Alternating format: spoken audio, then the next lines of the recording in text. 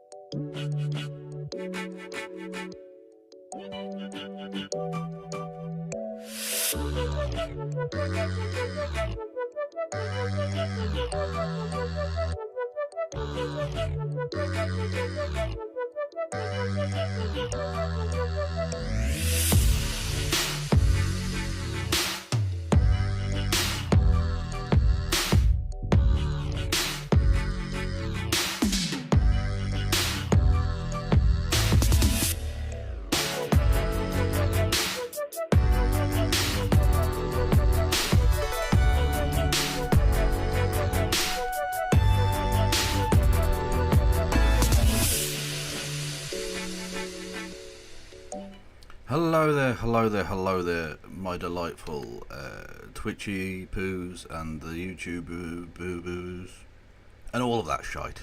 How are we all? I am sensationally well, I thank you for asking. I have had a lovely day.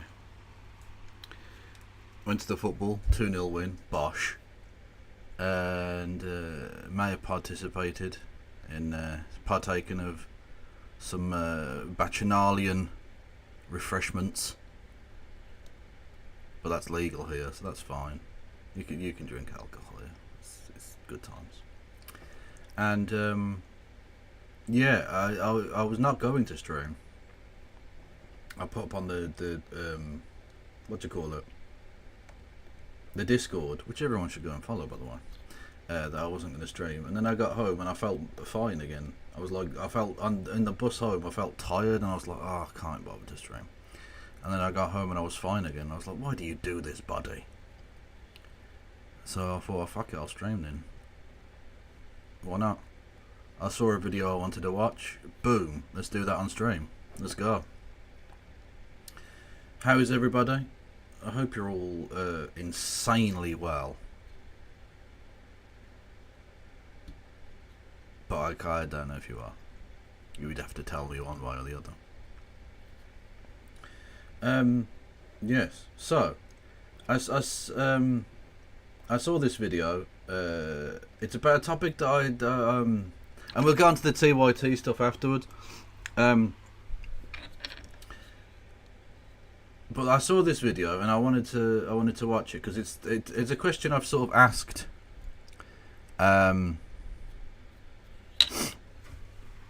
On the stream before, we've seen why the German left, up to and including like Antifa, are like pro-Israel.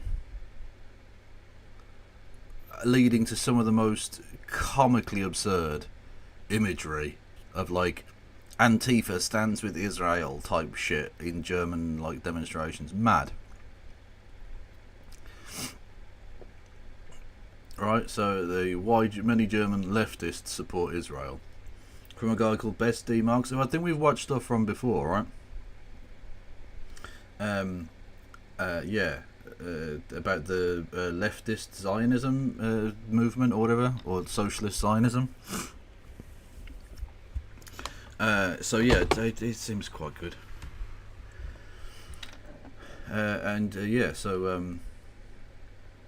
So yeah, I thought, as this person is a German, and I want to understand what the fuck is going on in Germany, bit mad. I thought we could take a look at this and see what's a haps.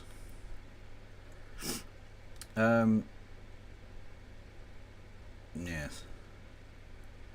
Oh, that's good news. Everyone go and follow Mad Cat Scotty Eye. I keep forgetting. Everyone go and follow Mad Cat Scotty Eye, who is fucking awesome, okay? And has started to do streams and stuff, so go and check them out. Hey, OnlyFact as well. Everyone go and follow OnlyFact. Or OnlyFact TV, as they used to be. Or OnlyFact.com, or OnlyFact MySpace/Bieber, or Mud. Anyway, you get the idea. They've changed their name lots of times. What's this about? Yeah, this is what I mean. This is what I fucking mean. Right? Absolutely mental shit. What the fuck is this absurdity? Look at that.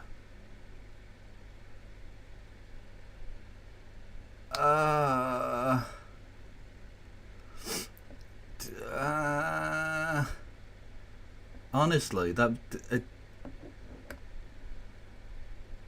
makes me want to shit out several internal organs. It's that bad. What the fuck is going on there? Absolutely insane. Anyway, so that's basically this image, or I suppose the cultural milieu from which it arises, is what I want to understand. What the fuck is going on, Germany? For realsies. So hopefully Bestie Marks has some answers for us. Some insight.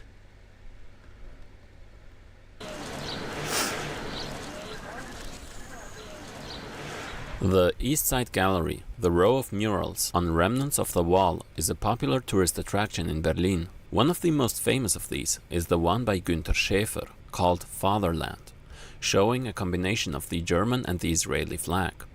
In one version, explaining that the artwork is a memorial against any fascist tendency, emphasizing two dates. One, November 1938, when the anti-Semitic pogroms marked the low point in German history.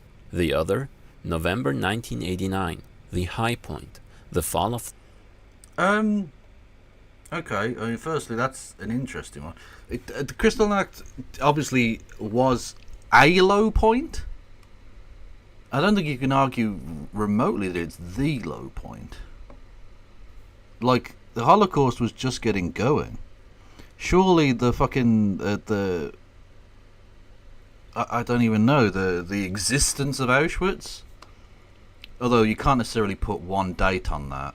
But, like, I don't think you can... I mean, look, Kristallnacht was bad. Extraordinarily bad. But, look, it got worse from there. So that's not a low point, is it? I suppose it's just because you can put a date to it, whereas the Holocaust as a more broad topic has, like,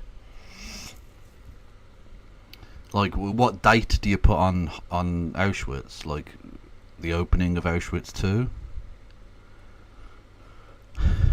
The digging up of those bodies and the burning of them? Which, again, doesn't have a date to it, so, like... Yeah, maybe I'm being a bit nitpicky, but, like, that doesn't necessarily follow, but whatever.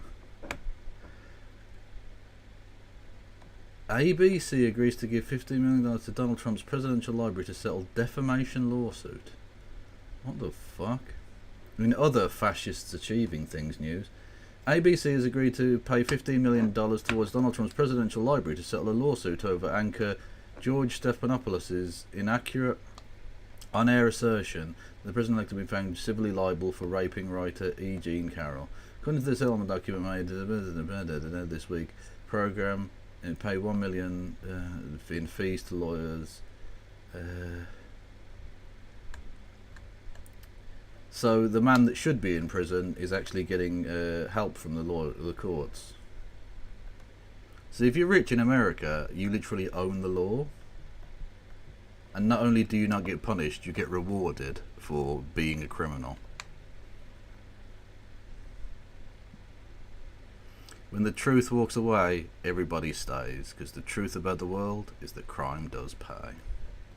The wall and the end to the punishment of separation for the crimes of Nazism and the culmination of Germany's way back to the Western world, to redemption.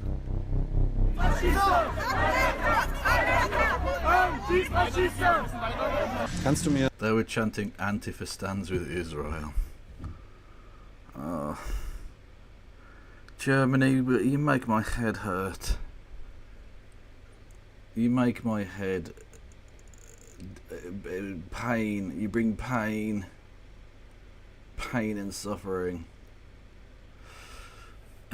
Oh, it was for saying that he raped her 10 times. Because he was found, like, technically, he was found liable, wasn't he?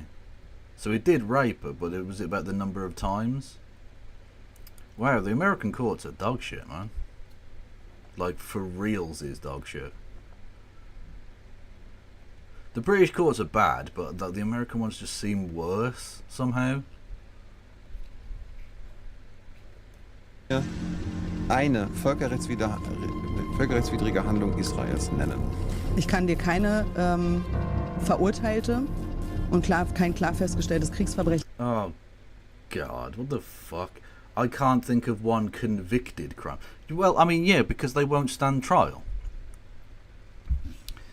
That's such a weasel word answer to the thing, which I'm not sure you can even see because it's partly behind the thing. But he said, did you notice any example of Israel committing a war crime? And she said, not a convicted war crime, no. Well, if they don't go to the criminal court, even when there's a fucking arrest warrant for them, why would that? Like, it can't be convicted because there can't be a case, can there? I hear that slander laws in Britain are worse.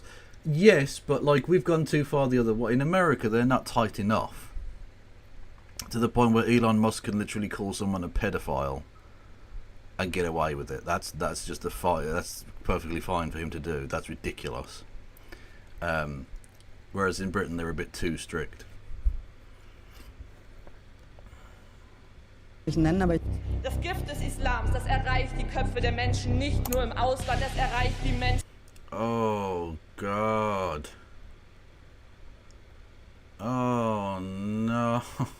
Fuck me. Oh, can we just focus on this sentence for a second?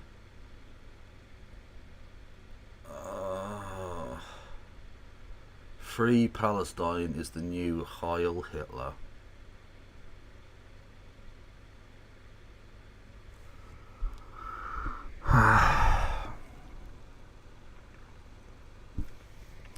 Why, Germany?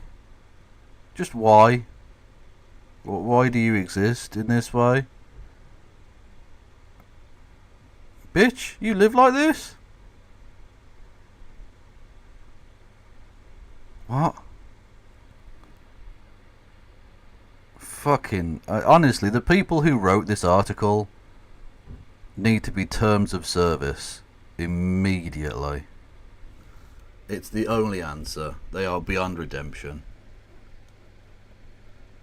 Auch hier. Und deswegen ist es so wichtig, gegen Radikalisierung vorzugehen. Aber auch unter Umständen nach den Militärschlägen wird in Gaza so nicht viel übrig bleiben, weil Israel muss das Tunnelsystem, das unter der Stadt Gaza steckt, ausschalten. Schäfer's message was officially communicated in the German parliament when it celebrated the 70th anniversary of Israel's establishment. Yeah, my deep condolences, Orgle Wargle, on having to live amongst this. I mean, we have our own problems in Britain, but at least we don't have Antifa-Zionists? I guess. Like, I suppose I should be grateful for that. At least we haven't gone to that place. Announcing that the German fatherland, rising from the remnants of Hitlerism, cannot be reimagined without maintaining a deep bond with Israel. The story is simple. The more you support Israel as a German, the more you've come to terms with Germany's past. The Social Democratic Party leader... Because that's all it takes. That's all it takes. Just support a different genocide, and then your genocide doesn't matter anymore. You know, it's not like... You know, two wrongs don't make a right, Germany. Are you aware of that? As a concept? Perhaps? Said, quote, "By protecting Israel, we protect ourselves from the demons of the past of our own people." The Green Party speaker put it more succinctly. Israel's right to exist is our own. Oh, you fucking dirtbag. You absolute fucking mutant.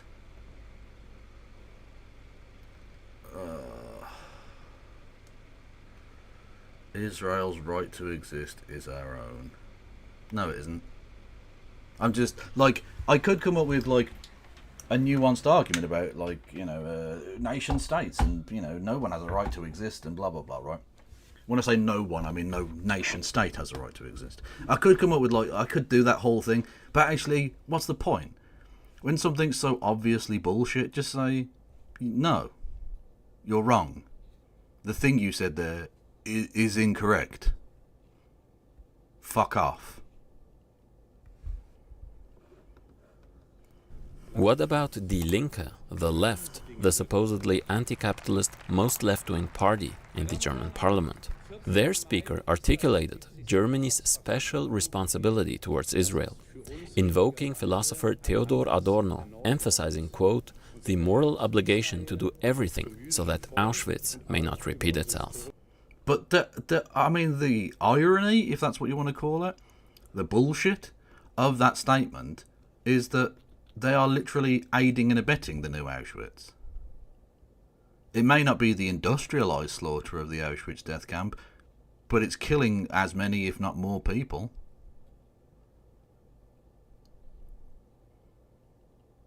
We are seeing the erasing of a people from the planet, erasing of a nation from the planet.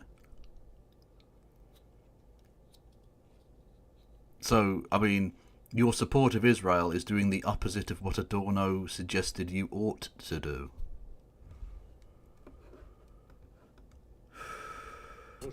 And this is the left. I mean, God, what the fuck are the right like, exactly? The Conservative Party said the same, and the rising far-right AfD party with links to neo-Nazis would echo this vision. Well, the AfD, look, grandfather of Hitler's finance minister, lol. The AfD love this shit, in the same way that all fascists do. For two main reasons. Firstly, Israel kills brown people, which they like. And secondly, Israel is a place to send your Jewish people to. Because they realise they can't get away with Auschwitz II electric boogaloo. But what they can do is get rid of their Jewish population. Increase the amount of actual anti-Semitism in the population and scare Jewish people to moving to Israel. Therefore, essentially achieving the same task as Auschwitz, i.e. cleansing a certain group from your society, but without having to kill them, which would look bad. Especially historically in Germany, that would be bad. So the AfD love that shit. Yeah. On this matter, the parties in the German parliament are more united than on anything else. If all of this seems absurd to you, that's because these politicians never actually speak about the concrete content of German relations with Israel. All this only makes sense if you realize that German discourse about Israel says less about Israel, but more about Germany. The history of German support to Israel is highly underappreciated because the world focuses more on the US. However, it was first and foremost the West German state, led by former Nazis in all of its institutions, that enabled the continued existence of the... This, I mean, it's undoubtedly true that they did have Nazis at all levels, but I think it's slightly annoying that East Germany tends to get away with that shit when they had plenty of Nazis too. Like, don't get me wrong, it was fewer, they were more thorough in their denazification, but there were still Nazis around. There just were. Germany as a whole did not deal with its Nazi problem effectively enough. 255 says, is it possible for a state's foreign policy to be entirely motivated by guilt? Not just guilt, but like understanding how their actions will be perceived by the world. So it's not the German hierarchy, power structures, ruling elite. It's not just that they feel guilty for what happened, although I'm sure there is definitely some of that as well. But it's understanding that they need to go over the top to show how they've dealt with their past. And Israel is a very convenient and simple one-size-fits-all approach to doing that. Because they're essentially saying, look, we can't be still anti-Semitic, we're supporting the Jewish state. So it's a very good, essentially, international virtue signal, I guess. The state of Israel. Yeah, it's PR. Yeah, it's public relations. Yeah. Without understanding how the German ruling class, along with its enablers among the so-called left, addressed its dark history through bourgeois propaganda, particularly through the fabrication of a hollow Erinnerungskultur, memory culture, it is hard to grasp the nature of Germany's obsession with Israel and its leading role in escalating militarization and fascistization. You sent me a link. What is this link? Okay. You have mocked me up as a TV presenter.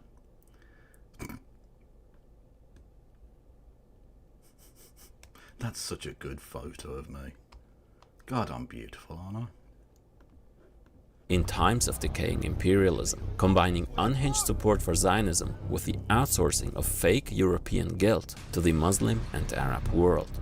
A strategy that has served as a linchpin for the rise of Islamophobia and the whitewashing of the Nazi past.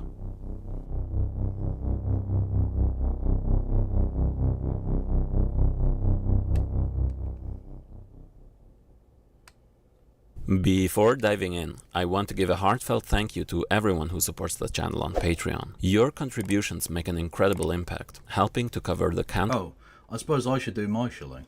Hello everyone, you can hit the follow button and subscribe with Amazon Prime and gift subs to the community. You can do bits messages, 200 bitty bits, issue a text to speech, if I've got it turned on. I have. Super chats for the Streamlabs link below. Patreon and PayPal, Discord, Blue Sky, TikTok, Instagram, Facebook, YouTube, Threads, I think. If you're on YouTube, hello YouTube.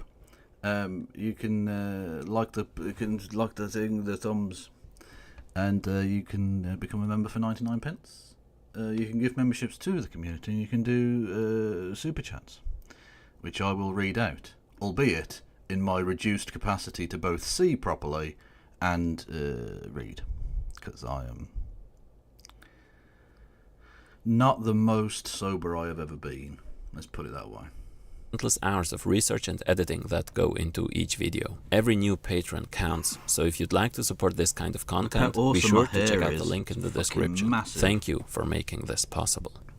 After World War II, through a special assembly of psychologists, sociologists, and anthropologists. The Americans were conceptualizing so-called denazification, quote, largely as a psychological and cultural task, under the assumption that National Socialism was simply, quote, a type of behavior, a public attitude, and an effective relationship to the state, independent of those other political institutions. One such other key political institution was, of course, the system of private property relations, and the fact that fascism was crucial as an immune reaction to the global rise of proletarian power, as liberal politicians had intuited themselves. Winston Churchill would assign to Zionism the same function, as explained the video on left Zionism.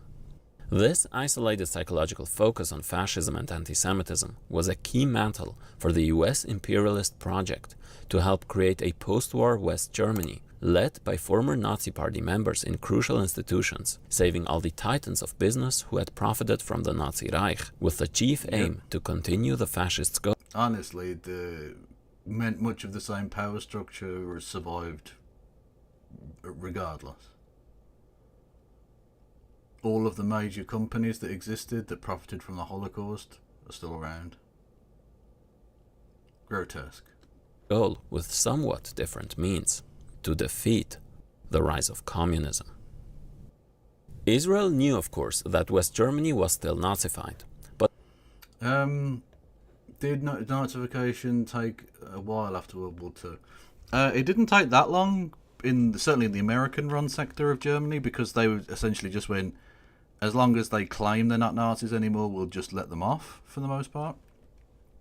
Outside of the main sort of big trials, they just let people go. People who had committed appalling atrocities. Absolutely mad show. But it respected the, quote, exchange dynamic unique to German-Israeli relations. In return for working with a still Nazified and anti-Semitic Germany, it received crucial material support. German financial help was the most significant in the first few decades, even more so than that of the US. Without it, Israel could not have built its state and win the first wars, as analyzed in the last part. Israel and West Germany would now both paint the Soviet-aligned Arab governments as the new Nazis, which would deflect from the Germans. Egyptian President Abd al-Nasser, for instance, was called the Hitler on the Nile. Anti-communism served to mask West Germany's seemingly paradoxical nature. Its state narrative still declared that it was only Hitler's small inner circle that was responsible. Support of Israel would deflect from its ambition to regain its imperialist strength through reintegrating hundreds of thousands of former Nazi officers, while claiming to leave the shadows of Nazism behind. It was only when the old Nazis began to die peacefully from old age, when the Federal Republic of... None of them should have been allowed to die peacefully of old age, but there we go. Thank you, Igloo. Just paying rent for the use of your face. Oh, is that... Oh, you've got the Igloo... Oh, okay. Yeah, can you explain what the Igloo Doom thing, what that emote is? It's a lovely emote, but I don't understand it as such. You're more than more than free to use my visage. It's not like it's very marketable, so I'm not losing anything from it. Yeah. Germany would start telling a different story. In 1979, one certain American TV miniseries had aired in West Germany, which a third of its population watched. It was 3 decades after the Holocaust, when many Germans were confronted for the first time with the history of how the Holocaust was actually perpetrated not just by a small elite, but also by countless average Germans. This sparked a massive debate. Holocaust became the word of the year. In the last part, we ended Fair enough, Igloo. Fair enough. With the Bitburg scandal on May 5th, 1985, in which Ronald Reagan and Chancellor Helmut Kohl visited the cemetery where Wehrmacht and SS soldiers were buried, claiming to leave Nazism behind by putting Nazi soldiers and concentration camp victims on par, and thus blurring the lines between victim and perpetrator. So-called Holocaust memory in Germany, so often lauded by international liberal commentators, was established only in the 80s, after this scandal, when German institutions were still unwilling to confront their Nazi contamination. 3 days later, in reaction to Bitburg, one of the most influential events occurred, crucially influencing Germany's dealing with the past. It was a speech by President Richard von Weizsäcker, in which he called May 8, the day when the Soviet Union defeated the Nazis, as a day of liberation and not as a defeat. Der 8. Mai war ein Tag der Befreiung. Hat uns alle befreit von dem menschenverachtenden System der nationalsozialistischen Gewaltherrschaft. This did not reflect the truth, of course, since the majority of Germans did in fact experience the end of the Third Reich as a defeat. But how do you liberate a perpetrator? This rebrand of West German propaganda served the purpose of salvaging Germany's reputation by acknowledging that the could not have known story was a lie, as more I still one of my favourite, and I hope Vogel is in chat to hear this one, but still one of my favourite bits of like bullshit from the post-war period was the fact that the Austrian government, the kind of provisional Austrian government that first came in, wanted to be treated as victims of Nazi tyranny, claiming that they were one of the first victims of the Germans because of the Anschluss.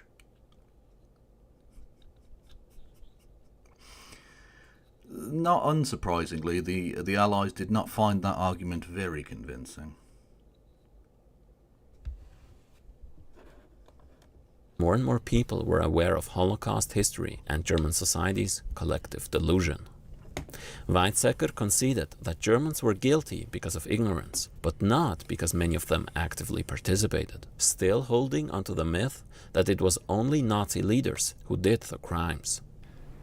Als Deutsche gedenken wir in Trauer der eigenen Landsleute, die als Soldaten bei den Fliegerangriffen in der Heimat, in Gefangenschaft und bei der Vertreibung They do like the word shaft, which is amusing to me. ums Leben gekommen sind.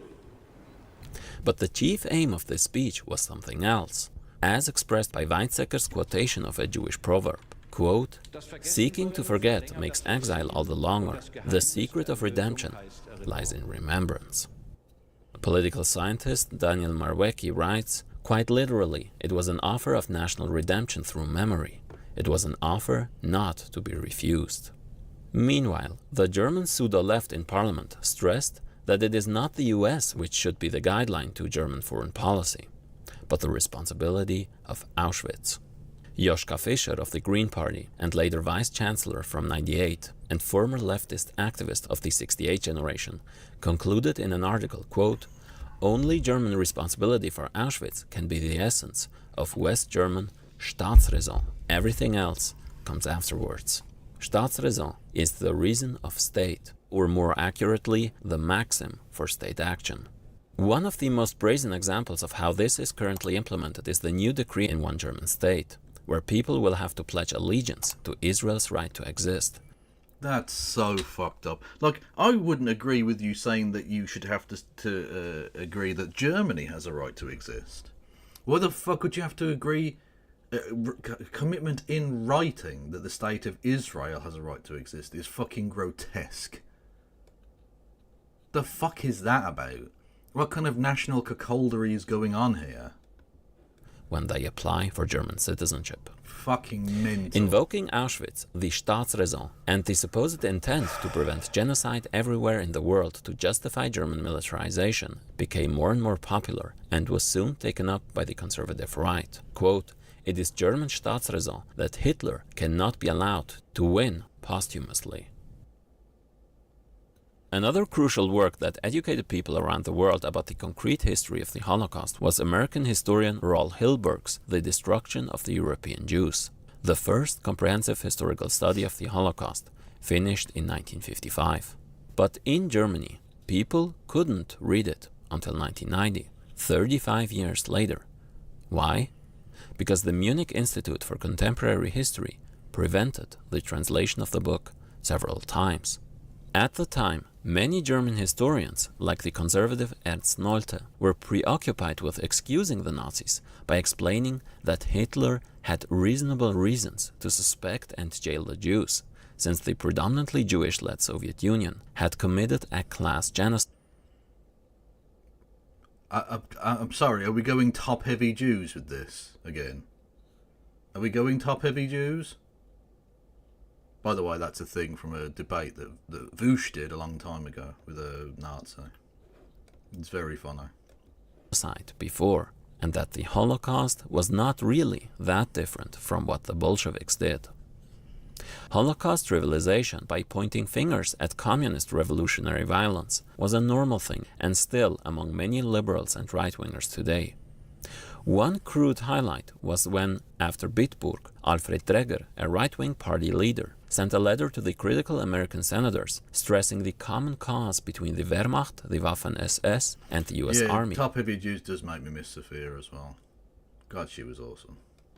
Namely, the common fight against the Red Army. In what is now called the Historikerstreit, historians' dispute, Nolte's left-liberal opponents, like famous philosopher Jürgen Habermas, called this revisionism and argued that the Holocaust was both unique and German. We will soon get back to this guy. Anti-communism as a key tool to solve the dilemma of fake German guilt fell apart as the Soviet Union began its process of complete liberalization with eventual dissolution, and as China normalized relations with the US in 1979.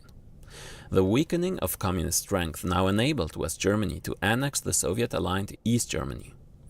After the so-called German reunification, the nation's narrative... What do you mean the so-called German reunification? What? It did reunify. You can argue that you don't like what Germany has now become, sure. But surely there's no questioning that they did reunify. No? Am I gone mad? Shifted.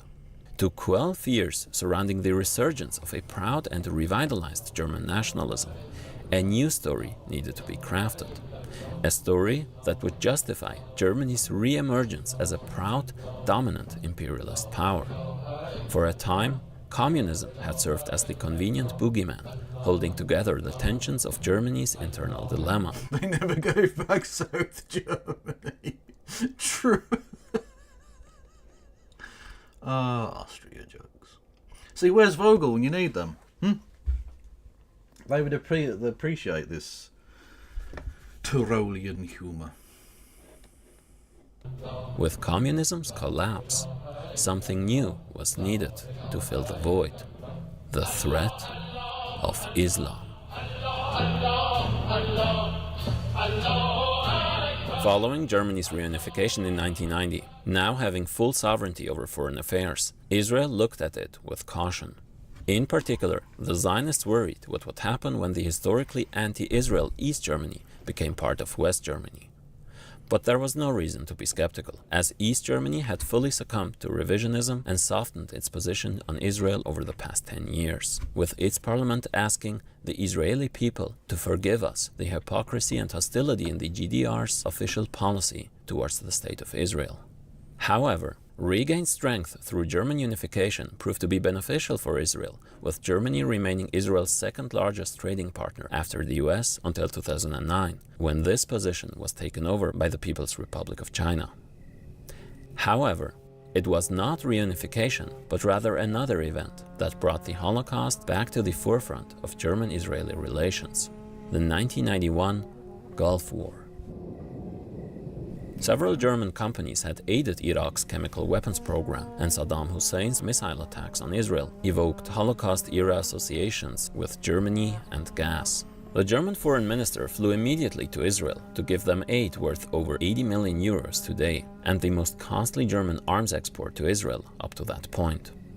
This helped a production gap in the crucial arms sector of German industry, which was also important politically to reach higher military autonomy. But this whole affair enabled Germans to yet again paint the Arabs as the true heirs of Nazism. Within a climate of rising Nazi terror attacks against Muslims or Muslim background people, one particular right-wing sect that called itself left-wing would congeal and Down with Germany, solidarity with Israel for communism. Right. increasingly start focusing on the threat of Islamism, calling themselves the Anti-Deutsche, anti-Germans.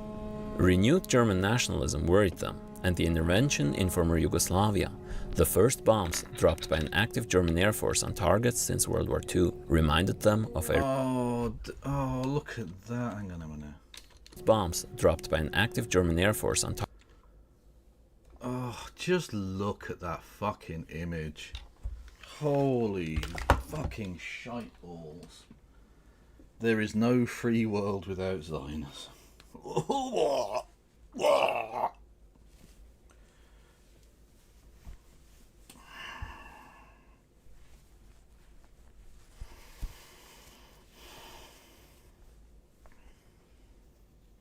Fucking grotesque. Absolutely grotesque. Targets since World War II reminded them of a renewed Hitler-like militarization. Some then went as far as supporting pan-Serbist ethnic cleansing against the Islamofascist threat in Bosnia and Kosovo, de-Germanizing the experience of fascism to associate it closer with the second largest religious community in the world. They would then go on to demonize the actual communists in Germany in support of the Second Intifada, referring to the fact that Hamas had a leading role in it. Condemn. We all condemn the Hamases. Yes? Yes. Linking it to the narrative that many Muslims harbored fantasies of a renewed Holocaust. This mirrored the intensification of Islamophobia among many. Oh, Adam, he was saying that Israel's second largest trading partner is China. Oh God, Paul fucking Mason. Prime trebuchet material. So-called leftists in other countries after 9/11 to find excuses for US imperialist invasion. Starmer's speech outlined a strong internationalist and socialist approach to Gaza crisis. Release the sausages! We need to release... Everyone, say it with me now. We need to release the sausages, okay? Where is it? I've still got the thing. Don't even fucking start with me. There we go. Boom. Release the sausages. Fact. Like Christopher Hitchens in the UK, who turned into a liberal hawk using the concept of Islamofascism to justify dropping American and British bombs on Muslims to spread the supposed higher form of Western civilization, which must defend itself from being destroyed by Islamist barbarism. One faction around the anti-German self-titled communist Gremlitsa said on the impending US invasion on Iraq that possible attacks. Oh, we got bitty bits. Hello, Elliot. Honestly, tankies think revisionism is the worst crime anyone can commit. Found a tanky denying the Cambodian genocide and saying Pol Pot was cool because he was anti-revisionist. True. True. Attacks on Israel by Saddam Hussein obliged the German left to agree to the fall of his rule with German military participation. Anti-German justification for German foreign policy now came full circle. It is why people say that the group should correctly be referred to as ultra-Germans or Germans on steroids. Germans on steroids. Fair enough, I guess. These people increasingly merged with the establishment so-called center-left parties and painted Palestinian political groups as right-wing and Israel as a left-wing project, in which they differed from neocons in the US. And that's about it with the differences. Again, this development might appear mystical to you, but it becomes clearer if you remember what we said in the beginning, that German talk about Israel is less about Israel and Jewish people, but about Germany. In particular, the struggle to revive and reimagine a weakened German chauvinism. Even German leftists who are critical of German national... If there is one country that does not whitewash its history, it's Germany. will often proudly defend Germany's memory culture Jesus as superior Christ. to other nations, disregarding its hollowness and obvious whitewashing function, and the material reality that Germany is the second biggest supporter of an ongoing genocide. And don't forget that undermining the actual left from a supposed left is a common phenomenon and tactic in all countries. We've already talked about one famous instance where that was the case in Germany, and the political role of representatives of the labor aristocracy in supporting capitalism imperialism. Joschka Fischer's successors in the Greens have not only continued the shift from a universalist understanding of the fascist past to a particularist one, but have become its most No weapons, no armaments, no armaments to war zones ready because you are. vicious defenders. Green politicians in leading positions, such as current Vice Chancellor Robert Habeck or Foreign Minister Annalena Baerbock, belong to the most aggressive supporters of Israel's genocide and the staunchest slanderers of pro-Palestine activists. Meine persönliche und politische Meinung ist, My personal and political opinion is that one can criticize the Israeli man kann die israelische Armee military for using harsh kritisieren für ein measures in zu the hartes Gaza Vorgehen Strip. im Gazastreifen. Das ist aber nicht However, that does not constitute genocide. Völkermord. Jesus Christ. Diejenigen, die Those who would commit genocide or desire to do Völkermord so, begehen würden oder wollten, wenn sie könnten, if ist given die the Hamas. opportunity, Wenn are Hamas the Hamases. Terroristen sich hinter Menschen, Hamas hide behind people, behind schools. hinter Schulen verschanzen, dann bekommen wir in ganz Then we get into difficult issues, schwierige Themenbereiche rein, aber wir ducken but we won't shy away. uns davor nicht weg. Und das darf man so übersetzen, So we can understand the slogan from the river to the dass der sea Slogan "From the river through the sea" nicht bedeutet, as not meaning that Jews should leave Israel by dass boat, dann die Juden Israel per Boot verlassen sollen, sondern das but ist as an eine extinction fantasy. So literally bombing people and killing them in huge numbers and driving them into safe zones that you then bomb, that's not genocide. Saying naughty words is genocide, though. So, very serious man. Fantasie. Israel Völkermord vorzuwerfen, ist aus Accusing Israel of genocide is a complete distortion of meiner Sicht victims eine komplette Verdrehung von Opfern und Tätern, and perpetrators, in my view, and it is just wrong. beziehungsweise falsch. Dann können Terms of service prevent me from saying what I want to say about you. auch zivile Orte ihren Schutzstatus verlieren, weil Terroristen das missbrauchen. Dazu steht Deutschland und das bedeutet für uns Sicherheit Israels. Under the propaganda of feminist foreign policy, Baerbock funds Yay, girl boss genocide! Woo! the mass slaughter of Palestinian women. Right-wing lunatic journalists joined her in her imperialist white feminism. One leading social democrat wrote influential books openly advocating for Islamophobia and arguing against Muslim immigration. It took the so-called left-wing party 10 years to kick him out. There is an Al Qasim tunnel under St Andrew's Stadium. Yes, this is correct. I went there today. In fact, we made bombs, and of course printed various very cool copies of Mein Kampf in Arabic, and then watched some football and prayed to the east, obviously. Today, both parties mirror the right wing in arguing for increased deportations. One far-right AfD politician and Nazi granddaughter even applauded the Greens for their racist policies and referred to the theory of imported anti-Semitism. But more on that in the next part. Dass selbst ein Teil der Grünen inzwischen AfD-Position übernimmt, das nennen wir eine Zeitenwende. After I should have probably explained St Andrew's Stadium is where the home of Birmingham City Football Club. It's where I go to watch football. So that's what that joke was. The aforementioned German philosopher associated with the Frankfurt School, Jürgen Habermas, was instrumental in promoting a victim-centered, guilt-oriented approach to Holocaust remembrance. Frankfurt School, get ready, Frankfurt School. Acknowledging the past should serve as a proof of responsible German citizenship. In this effort, the 94-year-old leftist drew heavily on the influence of his mentor, Theodor Adorno, the leading member of the Frankfurt School of Critical Theory, particularly in his firm stance against attempts to downplay or diminish the significance of the Holocaust. It turns out the probably best-known social scientist in Germany didn't learn his lesson, just like the Germans who denied the genocide on Jewish people as it happened.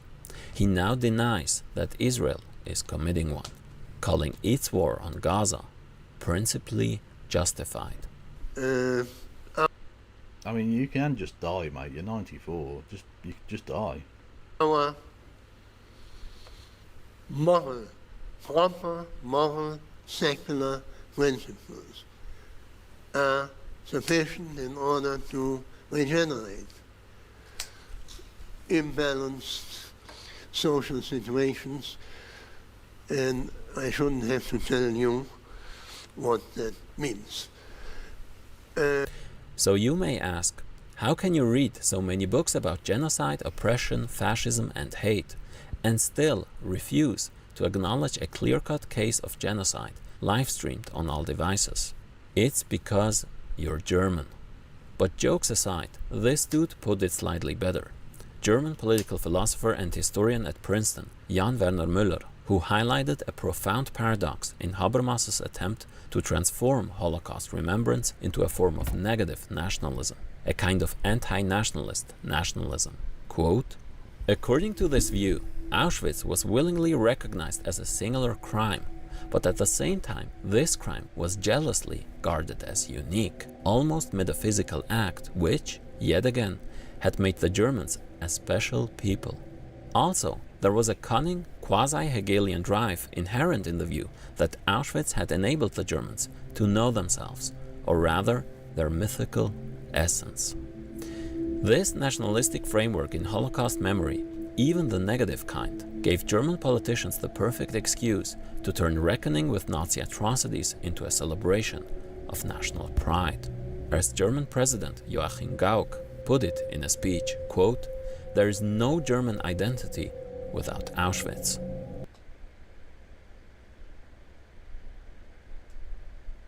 Okay.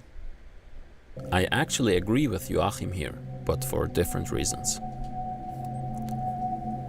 So calling this whole affair a memory failure is not entirely correct. The hollowness of German memory culture is deliberate, arising from the systemic impetus to not properly deal with the essence of European fascism, arising out of a continuity with colonialism, then capitalist imperialism, using anti-fascist slogans to justify the support of current fascism, and as a cover-up for one's own genocidal warmongering. When SPD Gerhard Schröder came to power at the turn of the 21st century, he played a crucial role in transforming the notion of dealing with the past in... Isn't this the Putin's best mate now? Or is that someone else? ...to an honorable quality of German society. Schröder tellingly declared in an interview that the new generation's readiness to confront their history would empower them, and that it created, quote, an opportunity to represent one's own interests in a more uninhibited manner. In 2008, 3 years after taking office, Angela Merkel held a speech in the Israeli parliament, the first ever by a German chancellor, where she declared, quote, this historic responsibility is part of the Staatsräson of my country. Memory and atonement for the Holocaust now became the basis for the post-war German social contract, a new collective national pride at having come to terms with the past better than any other nation. Yes, I am not kidding you. Being German now meant your voice matters more on all things related to anti-Semitism and genocide.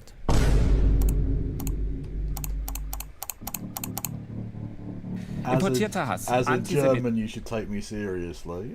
Okay. Rassismus auf Deutschlands Straßen. Wir haben es hier mit einer extremen Form. So what if you're in Germany and you're not German, or if you don't look like a white German? Well, this means that you have yet to earn this badge of German pride. In the next part, we will learn how Germany, home to the largest Palestinian diaspora in Europe, launched an offensive on activists and migrants, not only through violence, but also through painting them as the new carriers of anti-Semitism. We will look concretely how self-declared leftists have established themselves in dominant media and state institutions to wage a propaganda war akin to conspiracy theory lunacy, invoking concepts of imported or post-colonial anti-Semitism to serve the needs of an increasingly reactionary capitalist regime and its project to outsource its fake Nazi guilt to Muslims. Ehren wir die Freiheit. Well, I will definitely give that a look when it comes out, because that was interesting stuff. I'm not sure what I learned from that, but I liked it nonetheless. Is this still about TYT? No, it's about to become about TYT. Because I saw this and I thought, I've got to give this a watch. So this is Benjamin Dixon, who everyone should go and follow, by the way. I'll post a link to their Yam Tubes in the chat for both the things, and you should go and check him out. He's a pretty decent dude, and it was on his show that the TYT host quit live on air the other day that we watched, and he seems like a good chap. And this video is called "Why You Should Leave TYT: The Case Against Cenk Uygur and Anna Bonus Hole Kasparian." I've added bonus hole there, but you get the idea. And yeah,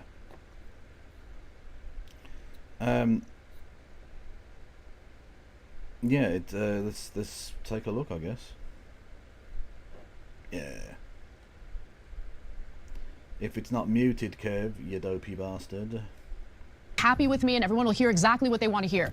Criminals are great. I love criminals. We should let all of them out of prison, and we should, you know, allow them to terrorize working class people when they're trying to get to work. And that's actually going to make everybody's lives better. So yeah, and let me if that's going to make everyone happy, then fine. Okay, I give up. I give up. Okay, criminals are great unless they're white. If they're white, we should put them in prison for the rest of their lives. Oh my God, if they're right wing, life sentence. So it's again, the culture is against white people and right wingers. They're Fox News. They're just Fox News. Okay, anyways, so I know, how dare we be principled? We should be unfair to the right. I know. We should be unfair to fellow Americans. I know. So lawmakers, this is a small group of activists who like to bully, who like to go to city council meetings, who like to go to various rallies and essentially be loud, be threatening, be aggressive until they get their way. And for far too long, the Democratic Party has been terrified of these little mobs of people, these little mobs of activists, and have basically just carried out what these activists want. Oh yeah, they've been far too left-wing and woke, the Democrats, obviously. They've given in to what the left wants constantly. You're full of shit. You're so full of shit, Kasparian. Fuck me. The video we were watching just was called "Why Many German Leftists Support Israel." And I just think that they need to be a little smarter than falling prey to the whims of various activist groups, because they are not representative of the majority of Americans. In reality, we're talking about individuals whose politics is mostly based on, you know, some fringe issue or some cultural issue that they have. It's not just that they care about that issue, it's that they've taken that issue and they've made it part of their identity. Look into a mirror. The core of who they are, and it's almost like what you would expect from religious zealots, you know. And so there's a fundamentalism involved in the way that they treat these issues. And to be honest, I just don't really care to like collaborate with any other leftist ever again at this point. Yeah, that's where I'm at, because they come on the show, they build a name for. You'll fucking do it with lots of right wingers though, eh? Lots of right wingers. Ooh. Don't want to collaborate with the left, but we'll collaborate with Glenn fucking Beck and Ben Shapiro. For themselves, and then they build a bigger name for themselves, trashing us as if they don't know who we are, as if they haven't worked with us, they don't know what our actual political values are. Well, Anna, I have worked with TYT, and to be certain, I worked with you for such a brief period of time that you all can't take any credit for my success or whatever measure of success that I may have I think you all could check your books. I think I made maybe, what, $3,000 off of you throughout the entire time that we knew each other. I want to talk to you, the audience. And I want to share with you why I would put some... Thank you to, who was that? Jonathan Ashby for gifting a sub. Much love. Much love. Such a video together. And honestly, this is just the beginning of the video. That was 2 minutes of Cenk and Anna making the case for why my good brother, Mayor Mondale Robinson, quit live on air on this that was fucking badass. That was fucking awesome. Good for him. Channel, left TYT. I left TYT many years ago for reasons that had nothing to do with their politics, because their politics at the time were spot on. Back around 2020, absolutely, that was the place to be, and I was happy to be there with... Oh, apparently it's Jason Ashby. Apologies. Jason Ashby. Did I say something else? Do you know who I am? Are you Jason Ashby then, Rohak? What? I'm fucking confused, man. I don't even know what's happening. I'll be... Oh, did I say Jonathan? Oh, fuck off, man. I am... Well, I'm saying fuck off to me. Thank you, Jonathan, Jason, Gibson, Jungles, Jibbity Bob, and Jibbity Bo for gifting. No, for subscribing. No, oh, fucking cunt, fucking bollock. I can't do this when I'm sober. Jesus Christ. Thank you to Gibson for becoming a member 2 months in a row and all that. Fucking end me. With the exception of some contractual issues that are neither here nor there, right? But I was a fan of TYT, and quite honestly, I still absolutely am a fan and a brother and a comrade and a colleague of Dr. Rashad Ritchie. Solidarity, my brother. John, That is a delightful moustache. That is a delightful hairline, moustache, and glasses combo. That is a triple threat of sex right there. Boom. Aderola, I can't wait till we get a chance to review some movies when things settle down and we don't have fascism knocking at the door. JR, absolutely loved working with him. I've been a fan of JR since like 2008 when I first discovered TYT. Their producer, Brett, absolutely love that brother. So many people over there that I have great respect and admiration for. So you might ask, why would I put this type of video together? Because I know a lot of people have not been able to pay as much attention to the details as we have. For the past 2 years in particular, I have personally observed the rightward shift away from the very principles and policies that made me admire the stance that they were taking at TYT at the time. I've seen a shift, not in the entire company, but in the two leaders, Cenk Uygur and Anna Kasparian, as you've seen in just the first few minutes of this video. And I have so many more examples to give you. I ask that you buckle up and give me your attention for as long as you can give it. If you need to come back and watch the rest of it, please do that, because I am going to make a case, and the case deserves and requires receipts.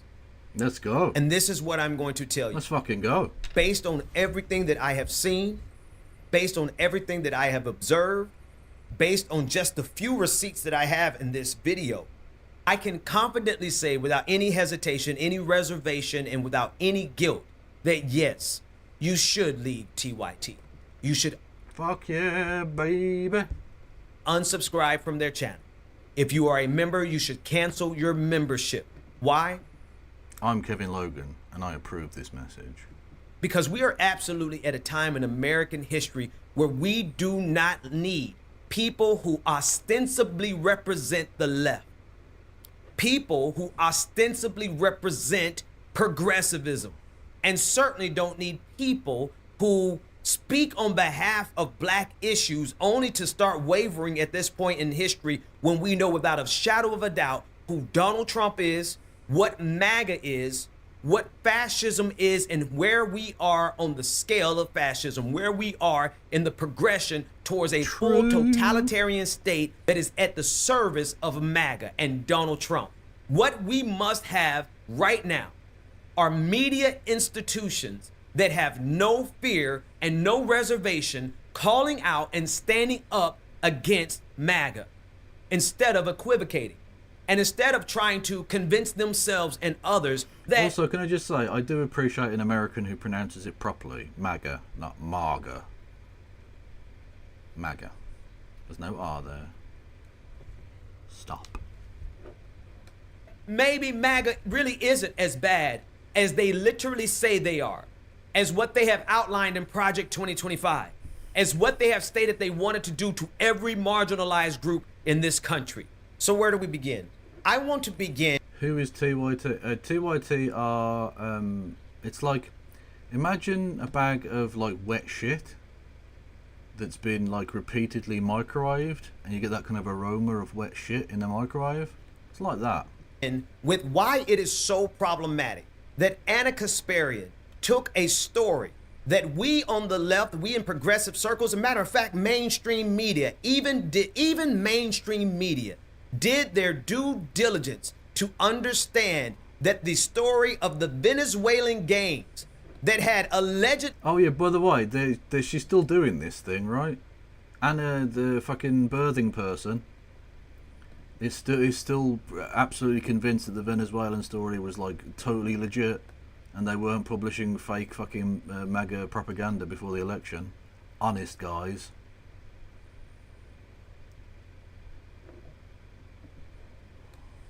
Taken over an apartment complex in Aurora, Colorado. Down the street from the sex hotel. Was not what right-wing media was saying it was. And here's the problem. It wasn't just right-wing media. It wasn't just MAGA that was pushing this narrative. It was Anna Kasparian on the platform of TYT, building up the fear and the xenophobia that was a fundamental cornerstone of Donald Trump's victory in 2024. Here is the misrepresentation of the truth by Anna Kasparian on the Young Turks. Some video footage that shows armed men confronting a driver in the parking lot of the apartment complex. Let's put that up. So if you look closely at the kind of upper right-hand side, you see a car parked and you see individuals approaching that vehicle armed with guns. Luckily... Hey, hello, Some Random Geek. Everyone go and follow Some Random Geek for all of your gaming stream needs. In this case, the footage doesn't show anyone getting hurt or getting shot, but apparently this particular apartment complex, according to some of the residents and former residents, has been riddled with all sorts of gang violence over the last year. But this incident has sparked a big debate and I believe some gaslighting about whether or not there is a problem with Venezuelan migrant gangs basically taking over apartment buildings or causing violent crimes at these apartment buildings. And the local government can't seem to keep its facts straight or its story straight. After that, it appeared that the state and local leaders kind of went into panic mode because they started to claim that there's no problem at all. What do you mean? This is a figment of your imagination. In fact, the governor, Jared Polis, claims that the allegations are a figment of your imagination. And Aurora's interim police chief said that the gangs had not taken over one of the complexes. Now, depending on what you're hearing different things. And whether or not this is a widespread problem in Aurora, Colorado remains to be seen. Let's be clear about that. But the issue of this Venezuelan gang carrying out violent acts and crimes in the area, there seems to be a lot of evidence of that, while the Democratic lawmakers and leaders in the state and local level want to pretend like it's not happening at all. I need you to check the framing before I even get to the evidence, because I want to show you evidence that proves that the entire narrative of the Venezuelan gangs that ostensibly took over an apartment complex was manufactured by a public relations firm that was hired by the slumlord landowner. that was hired by the slumlord landlord. If look at the screen, this is the condition of the neighborhood, of the apartment complex, that instead of addressing the slumlord hired a public relations firm to stir up anti-immigration sentiment and fear and xenophobia all over the country. And this was a story that you would hear from Fox News, Newsmax, OANN, all of the right-wing echo chamber. They were forwarding this narrative. And what was the truth of the matter? The truth of the matter was... It's interesting how TYT, and this is the crux of their grift, right? They're being paid by Peter Thiel and the crypto... What is it called? Crypto Stadium? I don't fucking know, anyway. To basically pump out right-wing shit. But from a ostensibly leftist perspective, because again, you'll notice they couch it in the terms of these criminals are hurting working class families and blah, blah, blah. But notice how it's all pushing in the same direction of agreeing with whatever culture war bullshit the right wing want to talk about. Always. Be it trans people in sports, trans bathrooms, Venezuelan crime gangs, California being a crime-ridden hellscape, etc., etc. That's what they're going to do. The right-wing media machine has not just settled for owning all of the regular media.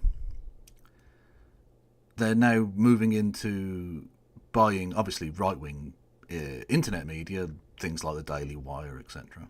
But even left-wing media are being bought up by right-wing shitters to pump out right-wing shit, because you can't have any kind of countervailing narrative, of course. It's very lucrative if you're prepared to sell yourself out. And clearly Anna and Cenk are. Yes, Polymarket Studio, that's the one. Polymarket. Crypto gambling site started by a fascist. Brilliant. Thanks, guys.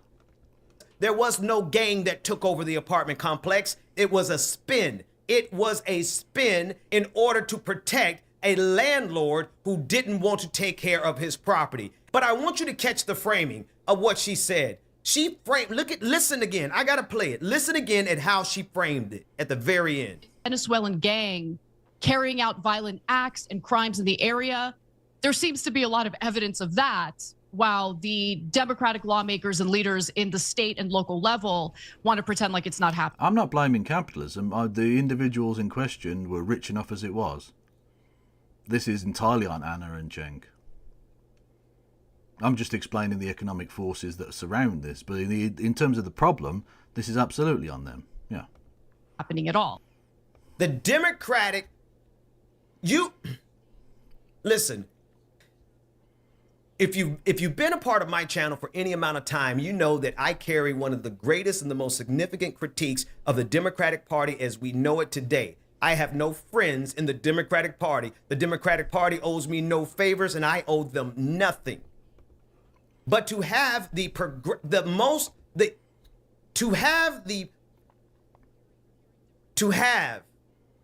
largest progressive media outlet doing the... What's wrong with her ear? I think it's an earbud. I think she's got like an earpiece in. I don't think she's just got like a solid pink ear. Literal work of right-wing conservatism, of xenophobia, of bigotry, and spreading misinformation and then framing it as a problem of the Democratic Party, when in reality it is a problem of a greedy landlord who was sophisticated enough to hire a public relations firm that can do the evil machinations of spinning a story that was the problem of the slumlord into being a problem of a Venezuelan gang. And Anna Kasparian did her part in spreading that narrative through progressive circles. And that xenophobia, that's exactly, not just hers, but all of it combined. All of the millions of people who were scared by that same story is exactly why Donald Trump and Stephen Miller are preparing to deport not only brown immigrants, but to deport black immigrants, aided and abetted by TYT. Yes, True. you should cancel your membership. Yes, you should unsubscribe. Fucking true. Yes, you should walk away from TYT until they get their act together. Not only should you unsubscribe from TYT, but you can then use that money to subscribe to me.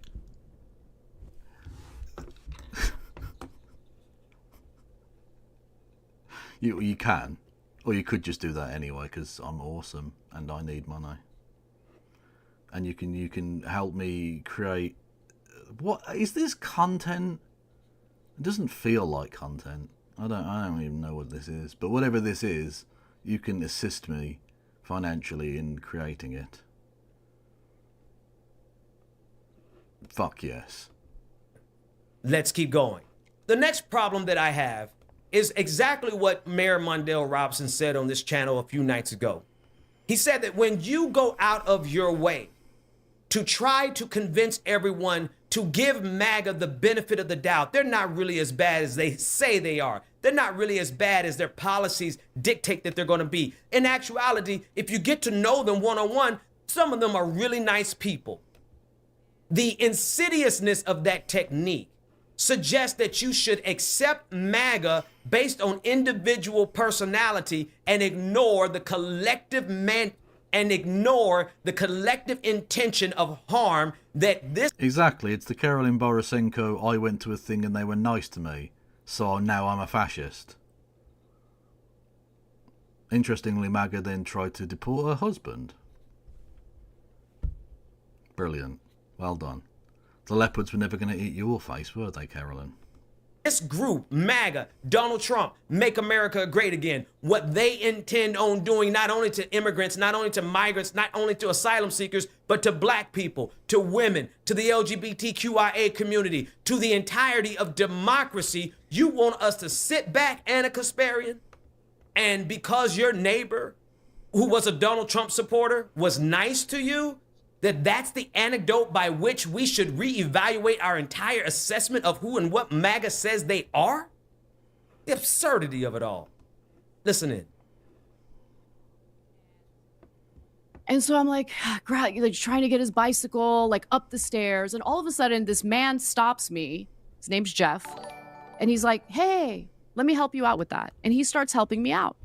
He stopped everything he was doing to help me out. And then Jeff and I became very close. You know, one of my neighbors who I really like, he was my favorite person in the entire building. And years go by. One day we're in an HOA meeting, homeowners association, and one of the people living in the building said something about Trump that was negative. I don't remember what it is. And Jeff whispers in my ear, "Ugh, she's going to start trashing Trump. I'm out of here."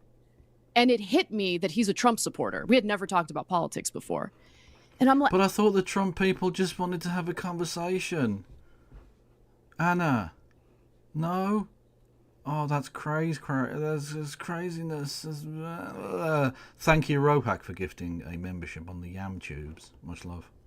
So I got to know Jeff before I knew what his politics were. Incredibly kind guy. He helps everyone in this building with anything they might need. And so that woke me up to, wait a minute. A lot of white people in your building, I'm guessing?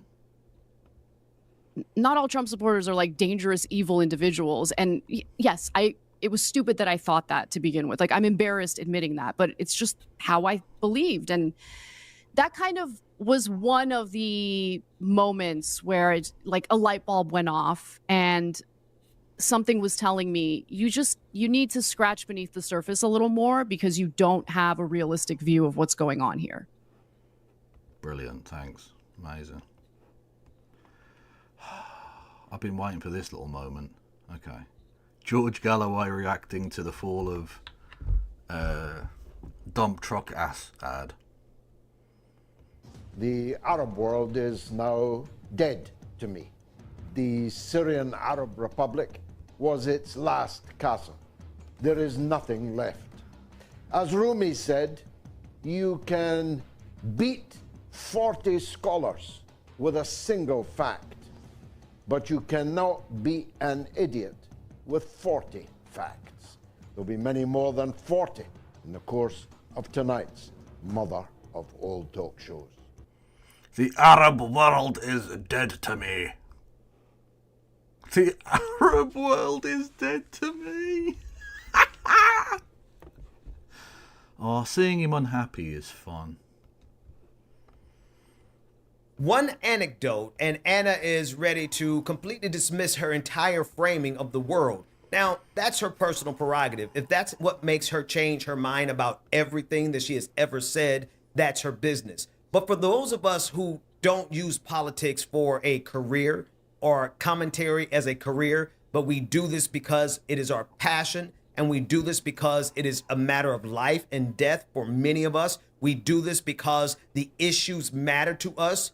We have already measured our decisions.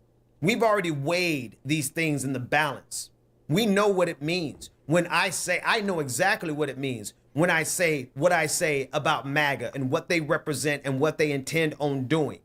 And so even if this anecdote is 100% absolutely true, it really goes to show you the lack of depth that is involved in the core leadership.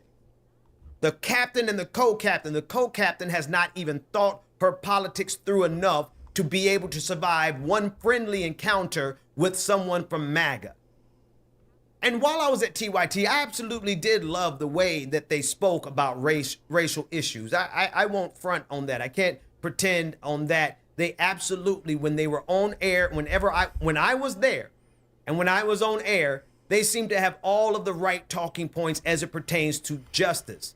But I want to play this clip again that I played at the very beginning because I didn't say anything about it at the very beginning, but I want you to listen to what Anna Kasparian says here. Happy with me and everyone will hear exactly what they want to hear.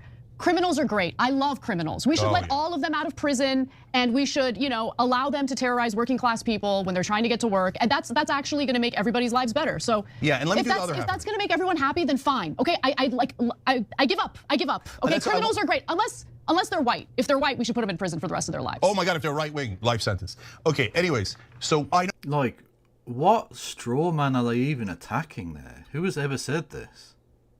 Oh, how dare we be principled? We should be unfair to the right. I know. We should be unfair to fellow Americans. I know. So yes, because as we all know, Anna Kasparian, the real problem in the United States of America is the fact that people have not been fair to white criminals or to white people.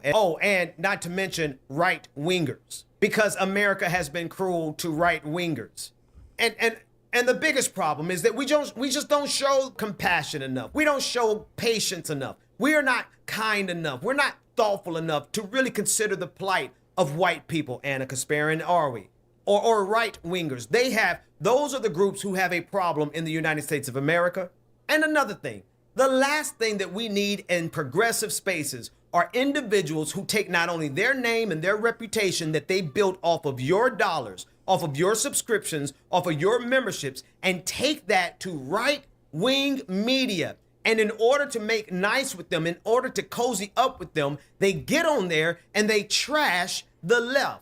They trash progressivism. They trash Democrats, which I don't care too much about. But what Anna Kasparian and Cenk Uygur are trying to do is they're trying to present themselves as the reasonable people who can be okay with anti-immigration rhetoric. The reasonable people who in a moment of exasperation can be okay with the white grievance complex and with the idea that right wingers are oppressed in this country. The last thing we need are people who are going to go into the spaces of our rivals. True. Although this is a fucking belter of a joke. History nerds rise up. The Young Turks are pivoting to the right.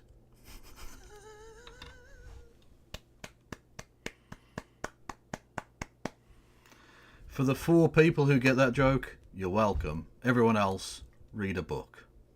Just read a book about Turkey, specifically at the turn of the century and stuff. Yeah.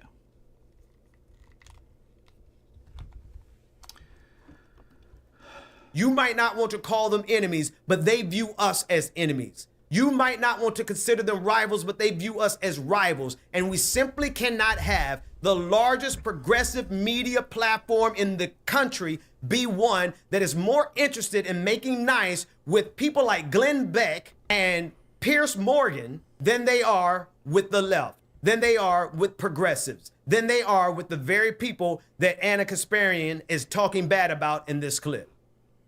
This is a small but incredibly loud and influential faction of the Democratic Party. This is not indicative of all Democrats. This is not indicative of all Democratic lawmakers. This is a small group of activists who like to bully, who like to go to city council meetings, who like to go to various rallies. Oh no, don't go to a city council meeting. I have to pause. She's not done yet. But how ridiculous is that statement, especially when we have just come through 4 years of Republicans, MAGA, QAnoners, flooding and disrupting school board proceedings, city council meetings. And why did they do it? During COVID, they did it because they didn't want to wear a mask. Why do they do it? They do it now because they don't want any school to teach critical race theory. But Anna wants to use the fact that maybe she's seen a handful of leftists go to these meetings. The fact of the matter is that we need somebody who is going to aggressively organize to make sure we show up at more meetings. We need to be at every school board meeting. We need to be at every city council meeting. Why? Because number one, conservatives are there and they're using that show of force to make sure that they get their agenda done. But that's not what Anna Kasparian wants from us. She wants us to play nice with people who she can't even admit are fascists. This is a small group of activists who like to bully, who like to go to city council meetings, who like to go to various rallies and essentially be loud, be threatening, be aggressive until they get their way. And for far too long, the Democratic Party has been terrified of these little mobs of people, these little mobs of activists, and have basically just carried out what these activists want. And I just think that they need to be a little smarter than falling prey to the whims of various activist groups, because they are not representative of the majority of Americans. They are not representative of the majority. Like, shut the fuck up, bitch. Just literally shut the fuck up. Oh, God. Can MAGA people stop being weird? Can they actually just not be weird for a bit?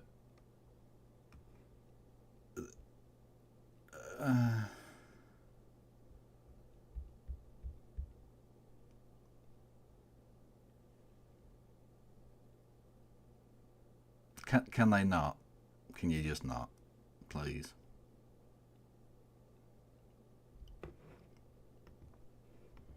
Of Americans.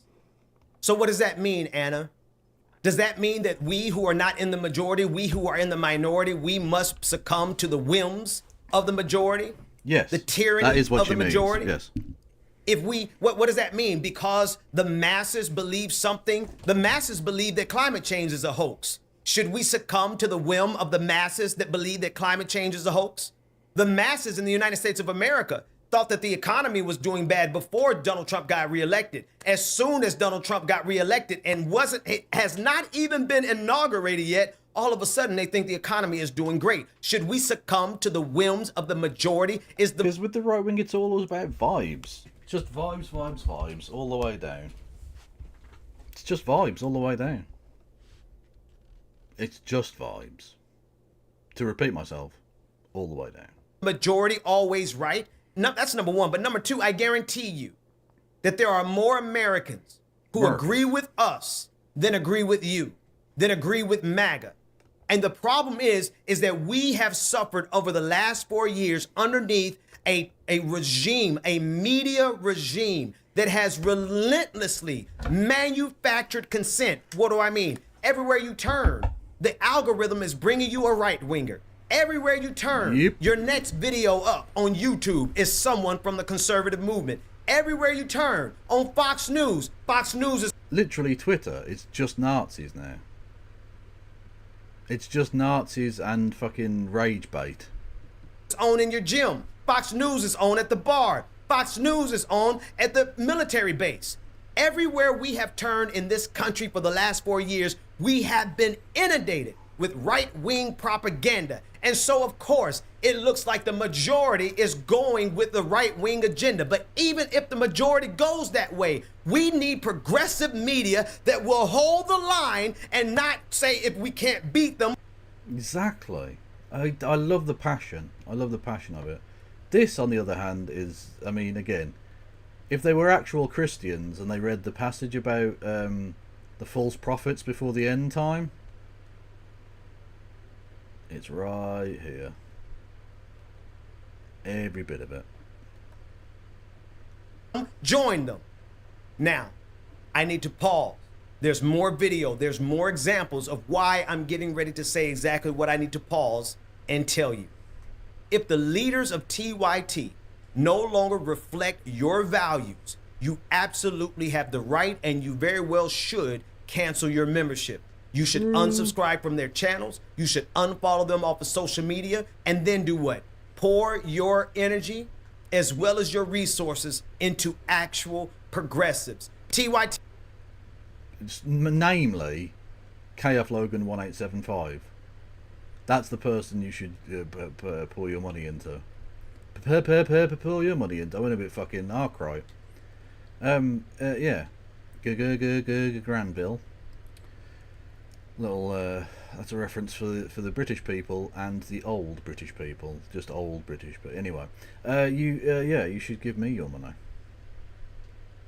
Ploppy111 on YouTube is literally the thing. Yeah, you can do so in the form of bits and subs. Subscribe to the channel, do super chats, all of that jazz.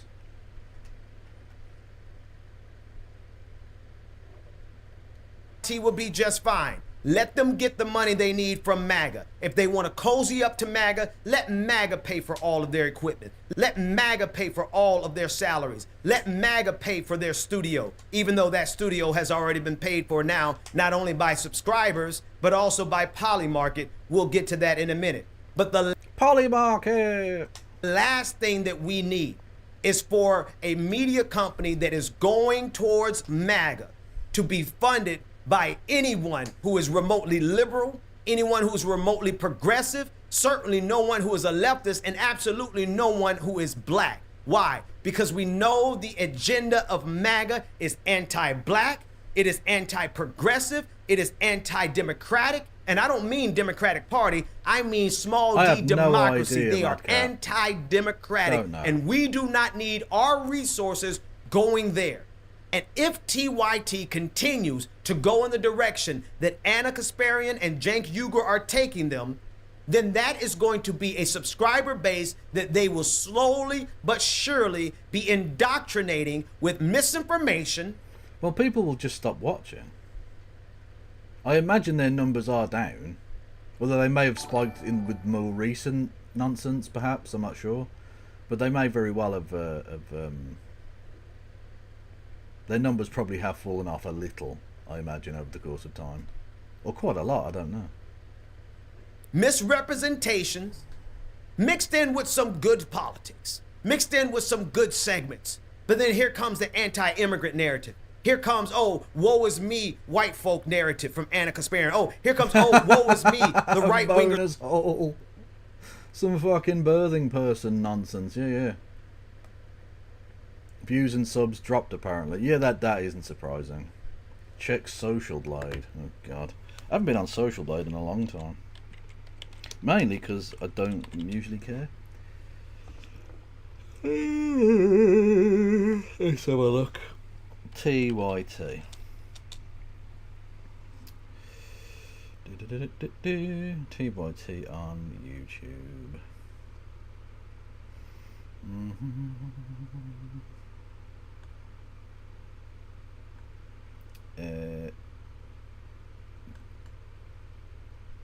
What's this? Can I get a graph for that? Hello visitor, please consider socialblade.com on your ad block wish list. Shut the fuck up, dickheads. So yeah, they've had a couple of spikes in the last like few days. Oh, hang on, that's not even the right one. What the fuck? Oh, for God's sake. Oh, hang on a minute.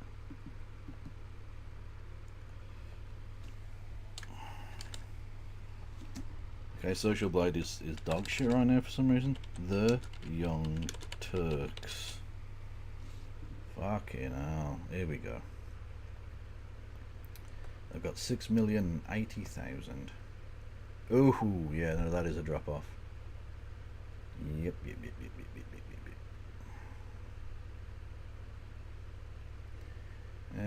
Their daily averages are down. Their weekly averages are down. Last 30 days, down.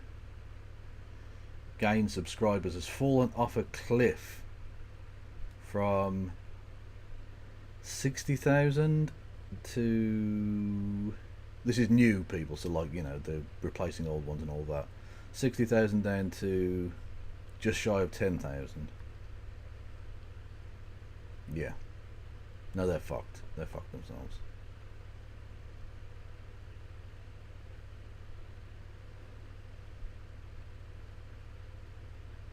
Hopefully that poly market money was worth it. Just saying. Are misunderstood. Cenk Uygur narrative.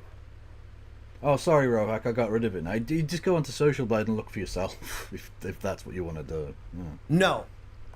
Take your subscription somewhere where you can trust. And I don't want you to think that I'm here to just promote myself. No, I'm here to promote my entire crew. I'm here to promote everybody I know who is down for the cause. I'm here to promote my sister Tabitha Speaks Politics. I used to watch you, Kev, on Twitch. Can I ask TL Orca why you don't watch me on Twitch anymore, but you watch me on YouTube? Is that a thing? Like, you don't have to explain it, but I am genuinely interested in, like, I don't know, why people like either subscribed and then didn't, or like followed and then didn't, or watched and didn't, like, because it's difficult. Look, if you get a long-term person who's a regular, for instance, and then they stop watching, there's no real way of knowing why that was the case. But I am interested in that, you know. Do you get paid more for Twitch? I earn more money through Twitch, but as a percentage, I'm not sure, to be honest. I don't know. But you can and should give me money on both of them. Yeah. I ditched Twitch a few years back. Fair enough. Yeah. Us YouTubers are more civilized. Well, that's clearly not true. YouTube and Twitch are both scum, and anyone who produces content on either of those platforms, or indeed both, is a degenerate piece of garbage. Fact. Politics. Go subscribe to her channel. Become a patron of hers. Become a member of her setup. Go over there and support the Majority Report with Sam Cedar. That's absolutely good ground to sow into. Go over there and subscribe to Roland Martin Unfiltered. Absolutely the truth. I don't know who he is, but he looks lovely. He is friend-shaped. When it comes to black politics, go over there and subscribe to Ole Olurin, an absolutely phenomenal progressive and black voice. Go over there and subscribe to those two dope white boys, Silly and Billy, over there at the Vanguard. Those two dope white boys. Fact. Politics on lock. Their perspectives on white supremacy on lock. Their perspective on progressive politics on lock. Go subscribe to them. Go over there and subscribe to my sister Rebecca Azor, one of the absolute best voices in this political commentary game. Go over there and subscribe to my brothers at Clickbaity Political Thirst Trap, Mayor Mundell Robinson, Marcus Farrell, and yours truly, Benjamin Dixon. And while you're at it, subscribe to this channel, The Benjamin Dixon Show, where I bring you not only my voice, but I bring you the voice of Dr. Karl Mack, who holds it down, one of the most prolific historians of black history ever. Our Saturday morning show, Like It or Not, with Rebecca Azor and DJ Exclusive, right here on The Benjamin Dixon Show. Clickbaity Political Thirst Trap. I go over there, they come over here on The Benjamin Dixon Show. So yes, take your subscriptions, and until such time that TYT corrects the direction of their leaders, and if their leaders are so stubborn as they cannot see the damage that they are doing to the movement that we absolutely need in this moment more than ever, then you have the absolute right to revoke your membership. I do prefer the lack of kick and oh my god rufflemouth. Yeah, I you know what we need to do, chat? We need to bring poggers back. Who's with me on this? Who's with me that we need to bring poggers, Pogger, Poggy, PogChamp, etc. back? Because that wasn't cringe and bad in any way whatsoever. That wasn't genuinely embarrassing and horrible and shit. We need to bring it back. Fact. Okay, but the Vanguard, good. The Vanguard have become good. I like them now. They're alright. They were dirtbaggy and like a bit MAGA communoid, which I wasn't happy with back in the day, but they seem to have grown and developed and all of that jazz. So, like, yeah, they seem pretty dope. Those are the two dope white boys. Fact. You have the absolute right to cancel your membership, to unsubscribe, and support the voices that are going to be in this fight. That's what this is about. Poggies. There is a fight happening right now. And the last thing we need is a media outlet that is benefiting from the millions of the tens of millions of dollars that have been poured into them over the past 20 years. Now all of a sudden, Poggers is not in the Scrabble dictionary, but neither is Kev, so it can't be trusted. Okay, the Scrabble dictionary is fucking woke. Going to the right. Don't believe me? Let's watch more. Here on Twitter, tons of right wingers follow me. Say, why do they follow me? They hate me. In the past, they just hated me with a burning passion, trolling like crazy. They love to troll, right? It's like the most toxic place on earth was my Twitter mentions. So, but what's happened recently, and you can go and look for yourself, is all of a sudden a bunch of them are like, well, he is honest about the Democrats, and I didn't. Wow. So you started parroting bullshit that MAGA people like, and then they started being nice to you. Curious. Know Trump was going to lower the corporate taxes again. See, when you're honest, people trust you, right? When you earn that trust, then you get them to open their minds. Which is why I don't trust you, Cenk. They don't want another corporate tax cut. The Republicans, they're the voters. They're populists, right? They're like, you're going to give another handy to the corporations? So if you can just get them past the wall of lies, you can. But like, Trump has already promised to do more tax cuts for the rich. People voted for him.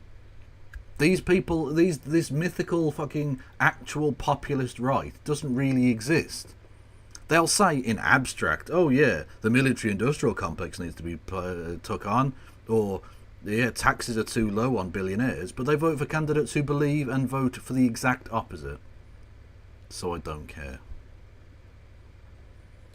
You can actually say things that are super important. Cenk, I love you, brother. But if you think that you can I don't fucking love him. I'm just going to put that straight out there.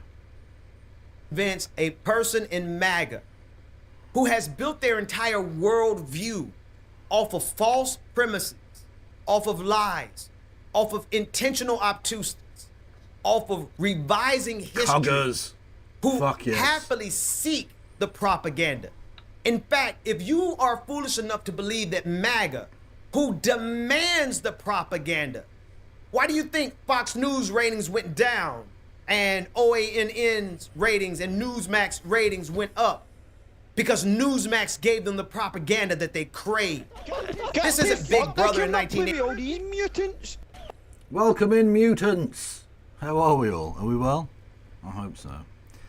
You know who the fuck I am. I'm famous. I'm not really famous. But hello there, everyone. I'm Kevin Logan. You can subscribe to me or follow me or whatever on the various platforms. It's free. We got victory is ours. Much love to you. Yes, how was the stream? No Justice of the MTGs. And shall we do a cheeky bit of covering an award-winning journalist, interviewer of the year, Laura Koonsberg, tomorrow? Or I suppose technically today, because it is past midnight here. Oh, God almighty, Britain's shit, isn't it? I do not say anything in chat about incoming raiders. Fair enough. Fair enough. before, where it's a top-down administration of propaganda. This is a bottom-up. The masses of MAGA are demanding the misinformation. But this is how they convince themselves that TYT, in particular Cenk Uygur and Ana Kasparian, this is how they convince themselves that they are morally superior to the rest of us, because they give MAGA the benefit of the doubt. There have been people throughout history that have given an enemy the benefit of the doubt. Chamberlain gave Hitler the benefit of the doubt, and we see how that worked out for him. But it makes them feel good about themselves. Listen to Ana Kasparian. That is a very interesting reference point. Now, as she grovels before Glenn Beck, in order to establish herself firmly in the right-wing movement. Listen in. Be honest about my own flaws and my own mistakes, because I was wrong about Dave Rubin. Is a thing she said. Embarrassing. Mainstream media narrative that there wasn't a migrant crisis. Really? And yeah, I did believe it. I believe, because, look, He's also a preacher. He does give me preacher vibes. Like, I didn't want to. Oh yeah, he says Pastor Ben. Oh God, yeah, okay. See, I didn't want to say anything because I didn't want to be like, not necessarily racist, but like I didn't want to microaggress. But he does have that kind of preacher kind of cadence to his voice, that kind of black preacher thing of like, basically sounding a bit like Martin Luther King. Let's just be honest, right? The salvation, you know, all of that sort of thing. He does. There's a bit of a southern preacher, you know, a kind of cadence and lilt to his voice. Does that make sense? Hopefully that's not as racist as it might appear. I don't know. I'm trying to be careful here. I don't need to be cancelled over this shit. Fuck me. I was an idiot because, I mean, who do you trust in today's media landscape? I know. Right? There's a lot of liars out there. Yeah, and when it comes to mainstream media, the fact of the matter is they do play defense more and more for the Democratic Party. And that's an issue because there was a time when that didn't happen. And so I still... You know what? That is a very good point. I'm glad also that Michael Brooks doesn't have to live to witness this. That's true. That's the only good thing about him not being with us anymore, is that he doesn't have to see this pain. Can we get some unironic RIPs in chat for Michael Brooks? An absolute legend gone far too soon. Believed in their good faith reporting, even though it turns out, you know, a lot of these reports would omit really important details about what's really going on. And so... Gotta pause there. To say that to someone like Glenn Beck, who has built his entire career, not just Glenn Beck, Fox News, the entirety of the right-wing echo chamber, you're going to... Like, literally, Glenn Beck was the popularizer of the Barack Hussein Obama bit. Because he would never, ever say his name without calling him Barack Hussein Obama. Like, in ridiculously over-the-top ways. Grovel before them and say that it is the mainstream... First of all, Glenn Beck and Fox News and right-wing media is mainstream media. See, We this are is why on people YouTube, are frustrated with TYT, and this is why I'm putting and Ana Kasparian and Cenk Uygur. This is why I'm putting this video together, because you need to be able to see it for yourself in one place, hear it from their mouths. The absolute absurd. No, I would never finger a good person's corpse. I will only ever finger a bad person's corpse.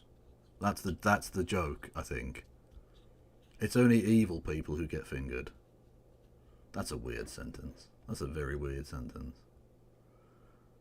That they are insisting makes them morally superior to the rest of us. Continue listening. And so it wasn't until Texas Governor Greg Abbott started busing or sending migrants to blue cities where that woke me up. That woke a lot of people up. And suddenly America realizes, wow, human trafficking is cool, and made me think that migrants are bad. There is a migrant crisis. Why did that wake you up? Well, because all of a sudden you're seeing migrants sleeping on the floor in the police department in Chicago because they don't have shelter for these people. Oh my gosh. Anna, Number one, to give credence to a creature like Greg Abbott, a man who was so close. So, yeah, she's praying in aid of fucking one of the most right-wing governors in America. What next? Ron DeSantis in job? What's next? To death that he certainly should not be playing with God the way that he plays with him. But a man who pulled a political stunt and sent hundreds, thousands of migrants to cities that, yes, were unprepared for them because they are thousands of miles away from the border, hundreds of miles away from the border. And they are not prepared with shelters. Even though the state of Texas, even though the border states get resources to be prepared, it was a political stunt. Is he the one in the wheelchair? Yes, he is. To do exactly what it did, to create chaos in cities that were not prepared for it. And you give credit to Greg Abbott out of Texas? That's Are you gross. people seeing what's going on here? If you see what's going on here, please put a comment in the comment section. If you see what's going on here, please share the video. Please hit the subscribe button, because this is absolutely absurd. How would a real leftist and a progressive media organization critique the migrant quote-unquote crisis? Number one, we would not buy into the false narratives of Republicans and Maga who... I will leave a comment. You know what I'm going to put?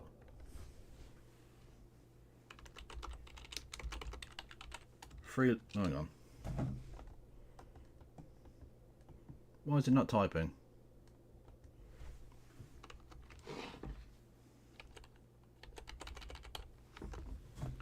What the fuck?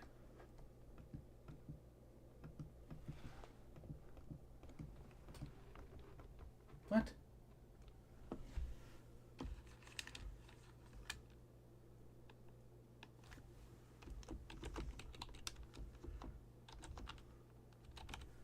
See if that works.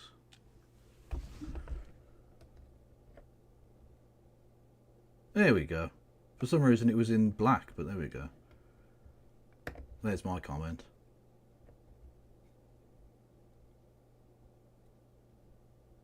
Free Luigi. It's not relevant to anything he said in the video, but it is also true. So, yeah. Lurked in with the Shakespeare raid. The what raid? I don't know. Anyway, everyone go and follow Boy Meets Minnow. Fact. Don't ever bring up the fact that the reason there is a migrant crisis at the border is expressly because of American foreign policy. A progressive media company would certainly never take the narrative, the political stunt of Greg Abbott and use that as justification of why you are now becoming anti-immigrant. But instead, we would look and say, why? Why is it that there are flows of migrants coming across our border by the millions? And we will see immediately that it is American foreign policy that is creating the crisis at the border. And if the United States of America would stop Cook, my brother. Cook. Interfering in Haiti, would stop interfering in Venezuela, would stop interfering in South and Latin America, in Mexico, then we would not have the so-called crisis at the border. Maybe that's too much work for you guys over there at TYT. No, let me say that again. I know that's not too much work for the producers. Oh, they rated No Justice before you. Oh, okay. I know that's not too much work for Dr. Rashad Ritchie and John Iadarola, because I know they do their work. They do their homework. Shakespeare raided into No Justice, who then raided into me. Compound raidage. I'm on sloppy thirds then. Day. But perhaps it's too much work for you, Anna. Perhaps you need an easier gig. Perhaps you need something like Dave Rubin has. Let's continue. Okay, so now, as opposed to us, you've seen me say 100 terrible things about, no, thousands of terrible things about Donald Trump. But did I ever tell you, oh my God, Donald Trump lost 5 million jobs? Yeah, he did technically, but that's not fair, because he had a 3.5% unemployment rate, which is pretty good before the pandemic. Did he screw up the pandemic? I think he did, right? But any president would have lost a ton of jobs because of the pandemic. So here you go. This is what TYT are going to try and do. This is their role in the right-wing media sphere. is to convince leftoids that Donald Trump, whilst he's still bad, he's not that bad. It's to soften.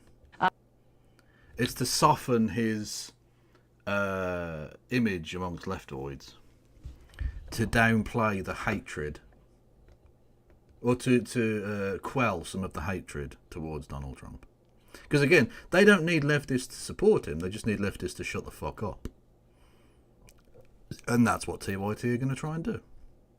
Just gradually shunt the Overton window further and further right. Just peel off enough leftists from really disliking Trump to just being negatively predisposed but ultimately not that bothered about him. And that's a success for them. That's the right wing, what the right wing want from this expenditure of monies to buy TYT. So it's true that Joe Biden has a better unemployment rate than Donald Trump pre-pandemic. So and you've seen me criticize Biden a million times, but give Biden credit for that. But you gotta be fair. The absolute thing that you have to worry about is to be fair to Donald Trump. Is that the most important thing, is to be fair to Donald Trump? Never mind that I reject the framing of your argument here, Jank. Because the reason 5 million jobs were lost was because of the incompetence and the sheer tomfoolery that we suffered because Donald Trump was president. Had someone else been president, had Hillary Clinton been president, we probably could have contained the pandemic right away, like we've done several pandemics. But because of the sheer ignorance... Yeah, but Hillary Clinton's still dog shit, though. So, like, let's not... See, this is the problem. Libs. Libs. That's always the problem with Americans. Ugh. And don't get me wrong, Clinton would have been better than Trump. I said that people ought to vote for Hillary Clinton, not because Hillary Clinton is anything other than shite, but because Donald Trump was going to be, and indeed was, atrocious.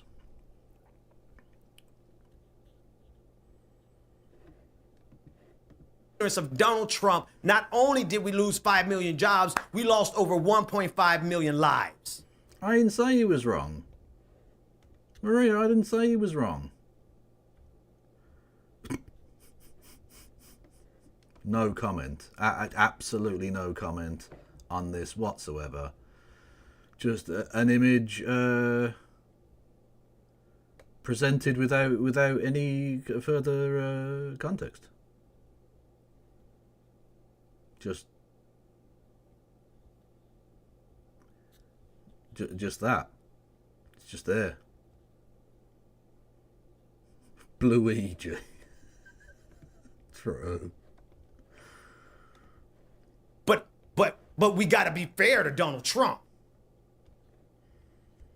And it's not just what's being said on the main show. In fact, most of the problems that we have, most of us who are online and we see what's being said, we have a problem with how Jank and Anna are engaging in social media, cozying up to right-wingers. Look at this tweet from Ben Shapiro. He says, quote, ironically, if Donald Trump had been not named Donald Trump and had indeed shot someone in broad daylight on Fifth Avenue, Alvin Bragg would have let it slide. And here's Anna Kasparian, walking in her anti-crime concern, saying, fair point. I don't even, do I really need to tell you the problem with this? Especially as it is added on top of every other. She unironically retweeted Matt Gaetz as well the other day. You know Matt Gaetz, the guy that we all know is a pederast? That guy? Yeah. This guy's name is Benjamin Dixon. You should go and follow him at the Benjamin Dixon Show on the YouTubes. Other example that I've given you. Here's another one. As it pertains to the 2024 election and Kamala Harris and all of her breakout groups, black women for Kamala, black men for Kamala, white men for Kamala, and white women for Kamala. This guy, Tyler Austin Harper, said, am I the only one who finds it weird that people love racially balkanizing themselves into a bunch of siloed Zoom calls based on gender and pigment? Anna Kasparian's right there to do her Anna Kasparian thing. What does she say? It's super gross and divisive. Shut up, bonus hole. Oh my gosh. That might have been over the top, but I'm gonna keep it in there. So again, I don't want to do this, but because I am fully aware of the times in which we are entering in this country, it is too critical to our survival as a nation, as individual groups of people, as a collective body politic. It's too critical to the survival of democracy itself for us to continue to invest our time, our talent, and our treasures into a company that is moving, at least the leaders are moving away from the very values that we invested into them in the first place. The reason why we invested in them in the first place, they're moving away from that. Cenk and Anna are. That's my opinion. You've seen the videos for yourself. There's more, but I just need to pause and say, I don't want to do this. And this is my opinion. But there's a fact here as well. The fact is that we have the right to not support TYT. You have the right. I guarantee they're going to come out and respond to this, because this was only released 7 hours ago, so presumably they'll respond to this probably next week or something. TYT are going to say this is cancel culture. Because again, that speaks to the right-wing audience that they want to try and reach now. Right to cancel your membership. You have the right to cancel your subscription.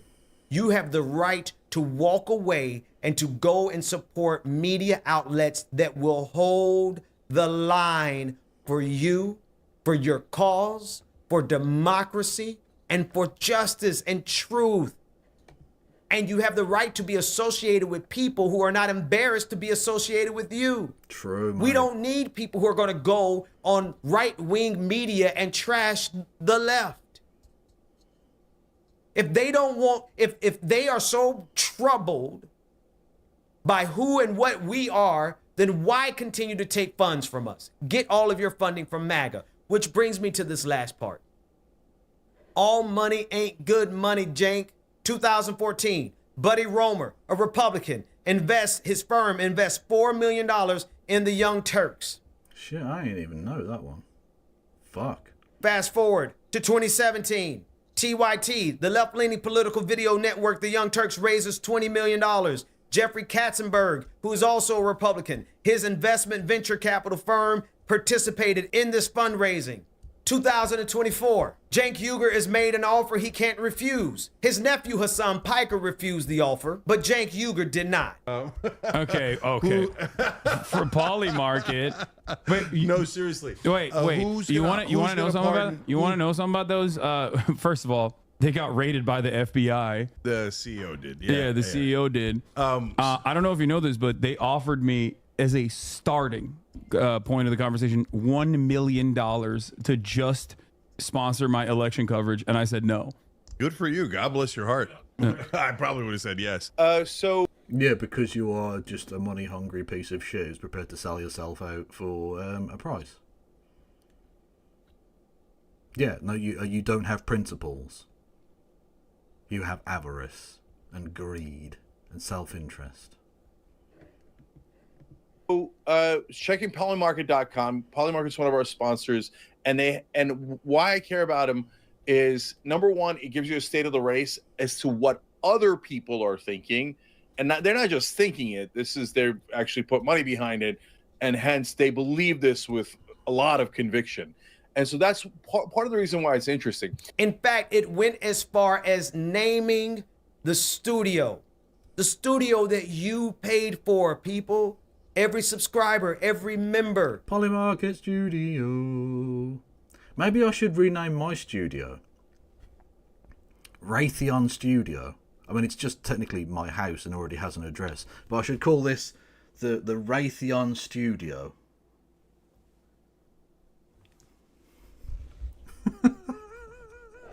Fuck yes. TYT raised over $400,000 on Indiegogo. Oh, I should probably explain. I don't know if I've done this joke on No Justice's stream before, but I do a joke where I'm sponsored by Raytheon, the evil fucking arms manufacturer. It's a joke. I'm not. right? But the joke is that I am. Anyway. We call it the Soros Raytheon Studio. Oh, yes. Oh, yes. That would be amazing. Oh, someone make it happen. Someone do me a graphic. The I'll very use studio once and then never use again, thus wasting your time. But that one joke will be mildly amusing. So that they are now naming after Polymarket. All right, welcome to the Young Turks. Cenk Ugran and Kasparian, all back in the studio here, Polymarket Studios in LA. Thoughts and prayers. Look. I think even Cenk is embarrassed the way he mumbled through in Polymarket Studios in LA.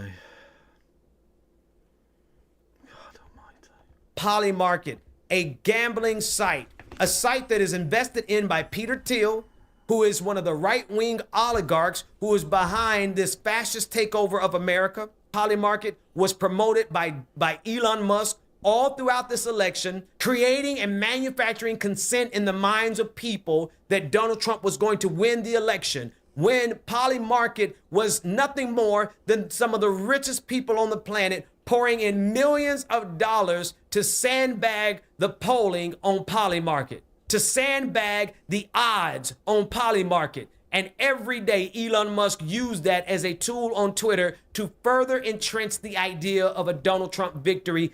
That is what the TYT studio that your dollars paid for is named after. Listen. Look, the last thing is about Peter Thiel. So apparently he put money into Polymarket, right? So that people are holding that against us. Now, I didn't know that when we did the deal, but does it matter? I mean, you should really look into that. Did you look into any of the people who invested in that? Did you look into maybe the morality of having a crypto gambling site as the name of your fucking studio as a leftist, apparently? I'm going to say something revolutionary. No, it doesn't matter. Why? Okay, Peter Thiel also financed PayPal. Did anybody ever use PayPal? If you did, guilty. Okay, hold on. Okay, Peter Thiel also financed Facebook. Yeah, but using a platform and being paid by that platform are two very different things. Did anybody ever use Facebook? I know Emma did, because she used to make videos for us on Facebook. Emma, I can't believe you work with Peter Thiel, and Peter Thiel funded organization Facebook. Hey, give me all that money back from all of your videos on Facebook. Cenk, I know you don't like workers' rights, but that's called wages. This Peter Thiel financed Facebook. You're going to do that? No, you're not going to do that, right? So it's just a piece of propaganda that they're using against us. I don't give a shit, okay? I don't care at all. I'm here, I'm speaking. I know you don't, Anna. I'm very much aware, birthing person, that you aren't bothered by this. You don't care. Yeah, I know. I'm aware. My truth. Folks, I have no interest of doing this type of video. Not the truth. Not the truth, just her truth. Ever again. I have never done this type of video before. I absolutely love and respect so many people who work at TYT. But the fact of the matter is that the captain and the co-captain have decided to take the ship in a different direction. True. Did someone said yesterday that the Majority Report responded in some piece at the end of their show? Does anyone have a link to that? I haven't seen it yet, but someone did mention something. So if you want me to watch that, I can, but I don't know. Raytheon, super gay, space communism and laser division. Oh, that's fucking hot. That sentence made me aroused. Fuck yes. Elliot asks, question, this is a bit random, but I've been thinking, would it have been morally okay if a punishment for Nazis was life imprisonment with no parole instead of death because the death penalty was wrong? Firstly, Elliot, we already have a role in this community for random questions from a mentalist. 255 AD takes that role, so I'm sorry, but the position is filled. And secondly, to answer your question, I'm against the death penalty in general, but I also am absolutely fine that they killed those Nazis. And I know there's...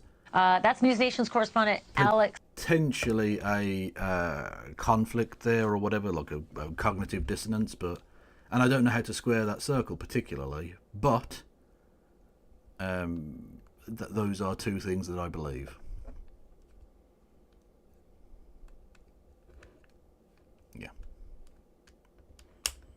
And as a result, we now have held hostage the largest share, the largest market share of the total progressive subscriber and membership base in this nation. They control over 50% of the subscriber base and the membership base. And we're going into a season, a time in American history where I exposed TYT 4 years ago in a video titled Sweater Chak Robati. What? All of these people banned me for calling out TYT. Well, I didn't ban you. Sam Cedar banned to protect TYT. Well, I don't fucking know, my dude. I have a theory about TYT's recent swerve to the right. I think they... Oh, no, we already watched this one. Anna saying that she was wrong about Dave Rubin. Absolute garbage bag. Yeah. we simply cannot afford our media leaders to be cozying up with the very people who want to destroy democracy, the very people who want to destroy blackness, the very people who want to destroy the LGBTQIA community, the very people who are destroying the migrant community, the very people who are actually, whose foreign policy helped create the problem, and now they're blaming the problem on the migrants. We cannot afford to have at the helm of the progressive media movement the only force out here that is willing to tell the truth, whether they like it or not. We simply cannot afford to have that be two individuals who I believe this video demonstrates they're absolutely going in the wrong direction. And you absolutely have the right to change your mind about supporting them. True. Oh, TYT. Let's have a quick look at the Vanguard for a second. Do you want to take a look at... So this is TYT bleeds subscribers. Cenk Uygur in full panic mode as viewers' exodus begins. Cenk Uygur's video on the main channel from last night where he addresses some of this backlash and tries to defend himself only to These are the two dope white boys mentioned previously. To make the problem worse in the process. That seems to be Cenk's MO at this point. And yeah, also let's point out really quickly something that I realized when we were getting ready for the show along with you, Gavin. Hasn't exactly been well received by the audience, everyone.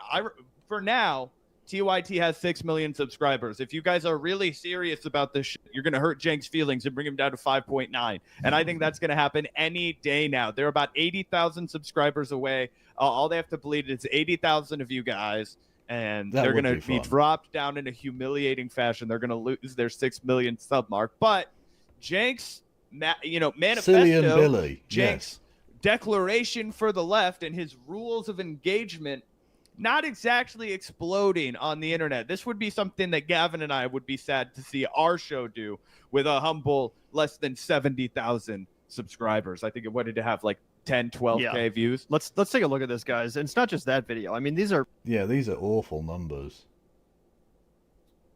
Pathetic numbers. We've said it a million times, but it only keeps getting worse. Publishing a video with only 8.2K views from 15 hours ago on a channel with over 6 million subscribers. 6 million subscribers. That's appalling. It's completely... Look, no one ever gets to their subscriber number ever. That doesn't happen anymore. Except channels that are like very quickly exploding, and then only for a brief period. So you're expecting them to get nowhere near the 6 million, but like you can't even get to 100,000 from 6 million.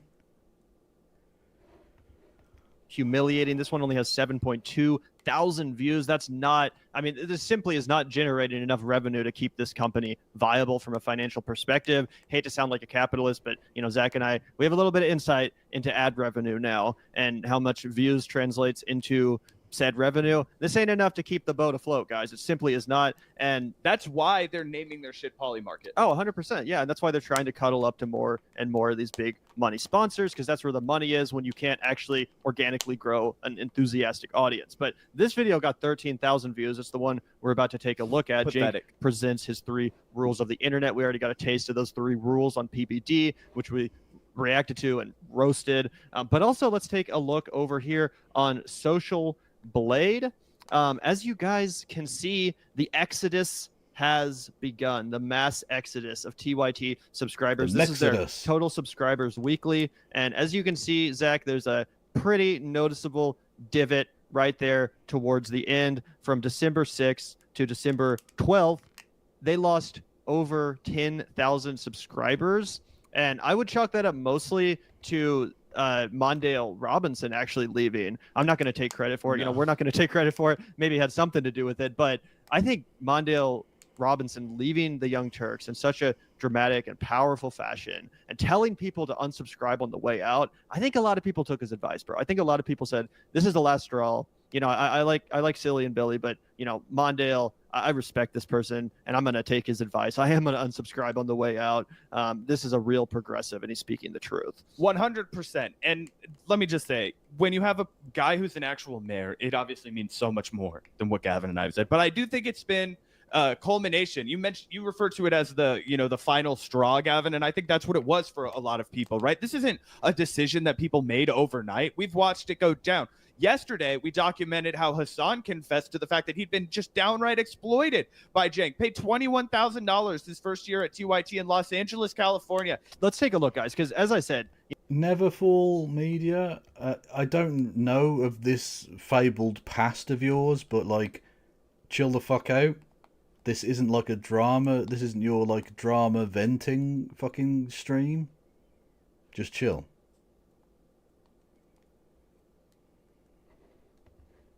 You know, the panic is real.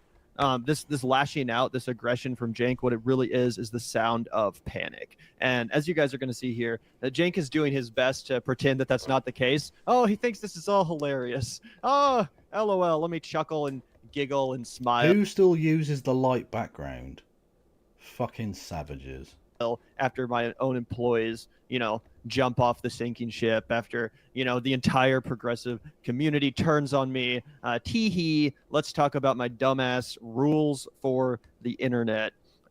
Which he already said on another stupid right-wing show. He was like, what was it, PBD? Yeah, exactly. And he addresses that. He's like, I said it there, now I'm going to say it to you guys too, because a lot of people are out here spreading BS or something. You guys are about to take a look. But what I'm really excited for, Zach, is after we watch this to then check in on the comment section.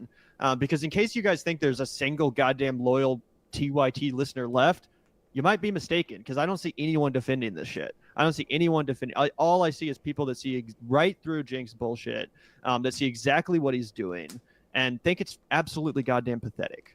Yeah, let's just let this speak for itself. You're totally right. The only 13,000 people that watched that were Vanguardians that we sent over there to give him the middle finger. And now let's mock and deride him live. Hit the like button, hit the subscribe button, and shout out to everybody that recently found us. We promise we're going to expand to other topics eventually, but right now we're waging war on the Young Turks and establishing ourselves as the new home of progressive. But with all that said, let's rock and roll. There's been some speculation recently about is the Young Turks going right? Is Cenk doing something crazy by going to talk to Maga? Oh my God, are they changing their policies? Fun. Yes.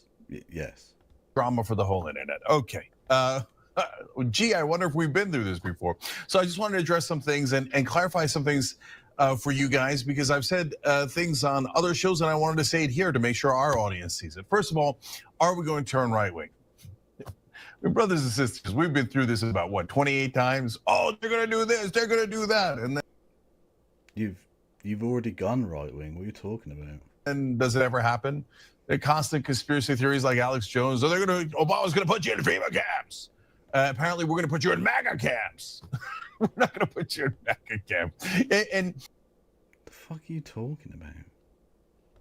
Look, our core audience, we talk about it all the time. We love you guys so much because you actually care about the things we care about. They don't have a core audience left. That's what we're telling you guys. Their core audience is now our core audience, okay? You guys over here, you were the ones that were supporting them. You were the ones that were actually believing in that progressive message. And the reason he has to come out here and lie to your face in this exactly sad and desperate attempt to gaslight you is because he is pivoting. There's a reason he can only break bread with Republicans. There's a reason he's running to the right. It's because he saw his co-host was about to abandon ship. And as Gavin pointed out, trying to hock a gig at Fox News or One America. Yeah, Mr. Peter Wood says, anyone not using dark mode is a reprobate, but these two are pretty cute, so I'll let them off. Fair call. Fair call. American News Network or, you know, some crazy outlet like News Nation or wherever the fuck. And he was like, no, I need to have the other woman sitting next to me. Otherwise, I'm just a crazy lunatic. Otherwise, I'm just Dr. Jacoby screaming at the camera. I'm not a fancy businessman anymore. And it's absolutely hysterical because we have watched Cenk do multiple pivots throughout his life. And we're going to get to that later. This dude he tells this really easy story where it's like, well, I woke up one day and I became a progressive. And it's like, well, Cenk, that's actually not so true. There might be some financial reasons that you decided to wake up one morning and become a progressive. And now that those financial reasons are gone, they've evaporated. We've kind of found you regressing to the old mean, which was I'm not a deranged conservative, but I'm also not a rational progressive either. Not just policies, but our mission statement that we've told you about a lot of times over the last dozen years. Boldly pursue the truth, challenge the establishment, and lie about Venezuelan criminals. And drive positive change. So that's why we have slogans like Get Caught Trying. We've got Operation Hope, Operation Joy, all those things that we do with our audience that we all love it as a community here. For some of the folks who are a little bit more skeptical, maybe they're more peripheral or they believe. Also, all those terms like Operation Joy, it sounds like something that like some thing that like a giant mega corporation like Nestle would do. Like, we're building a school in Africa to like distract people from their horrible, practices of enslaving children to pick their cocoa beans or something. Like True. Operation Joy taking place in the small village. A whole new school has been built. Thanks. Yeah, that is true. But I'm not going to watch this entire thing because it's another 40 minutes and it's fucking nearly 1 in the morning, so I'm going to bed. And I'm starting to sober up, and no one needs that. No one needs that in their lives. Fact. So, who should I should send people over to? So I think I just went a bit Glitch McConnell. Anyway, yes, thank you everyone for listening and watching. I'll be back probably later today, probably with no Justice MTG, I think. Probably is the answer. Anyway, let's who have we got on the YouTubes to send everyone over to? Let's have a quick look. Let's have a gander. There is literally nobody, like for reals, nobody. So I mean, yeah, just go and do whatever the fuck you like then, YouTube, I suppose. I don't know. There's no one on. That's all. Okie doke. I'll send you over to Rhiziome, who is good people. Go and check them out.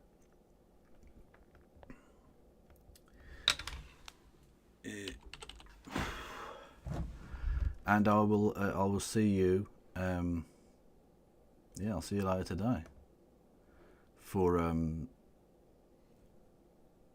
good times and good chat, and hopefully not being too hungover, although let's be honest, the chances are slim. Thank you all for listening and watching. No pass around. No, hang on. Free Palestine.